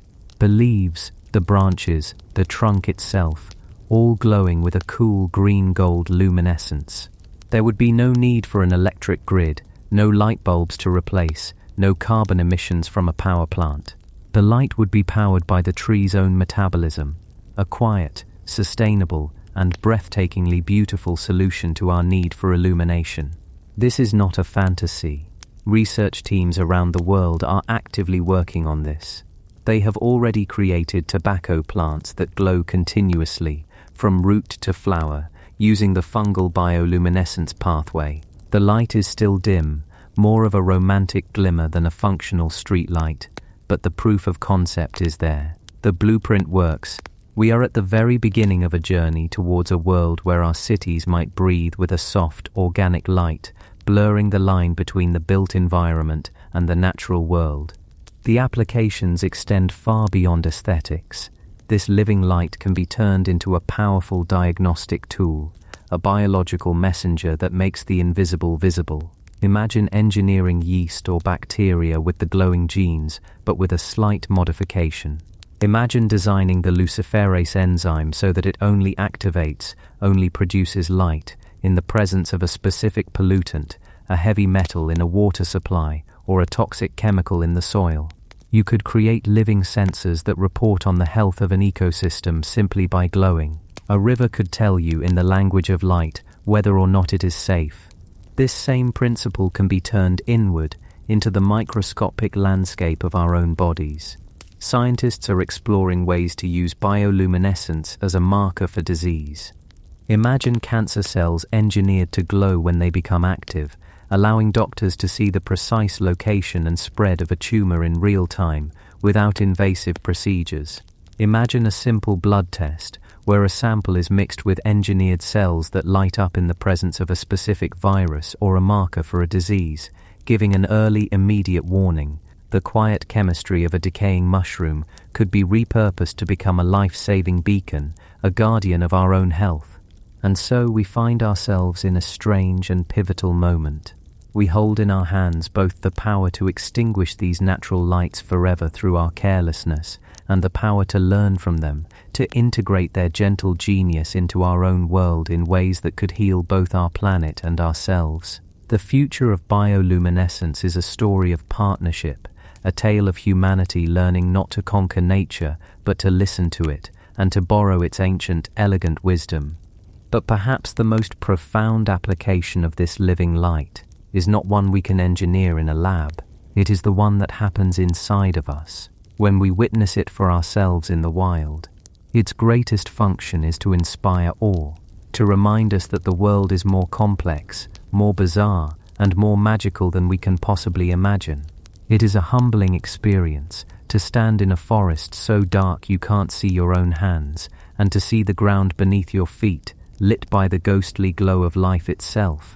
It connects us to something ancient, a world that existed long before our cities and our screens. This brings us to the final, quiet truth. To truly become guardians of this light, we must also become guardians of the dark. We must recognize that darkness is not an empty space to be filled, but a habitat in its own right. It is a vital and endangered resource, essential for the health of countless species, from the moths that pollinate our crops to the fungi that light our way in the woods. We need to create preserves of darkness, just as we create preserves for forests and wildlife, places where the night is allowed to be night, in all its star-dusted and mysterious glory. So as our journey comes to a close, and you prepare to drift into sleep, let this final image settle in your mind. Picture a world where we have learned our lesson, a world with cities that are softly lit by glowing trees, where our medicine is guided by gentle light, and where we have set aside vast, quiet places for the darkness to thrive.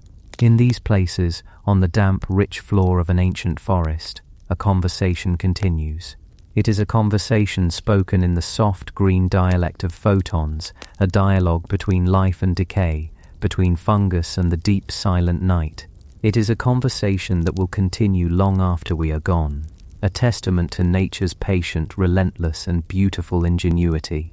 And our role as brief and thoughtful visitors in this luminous world is simply to listen, to protect the silence, and to ensure that for generations to come, there will always be a dark enough place for the magic to be seen.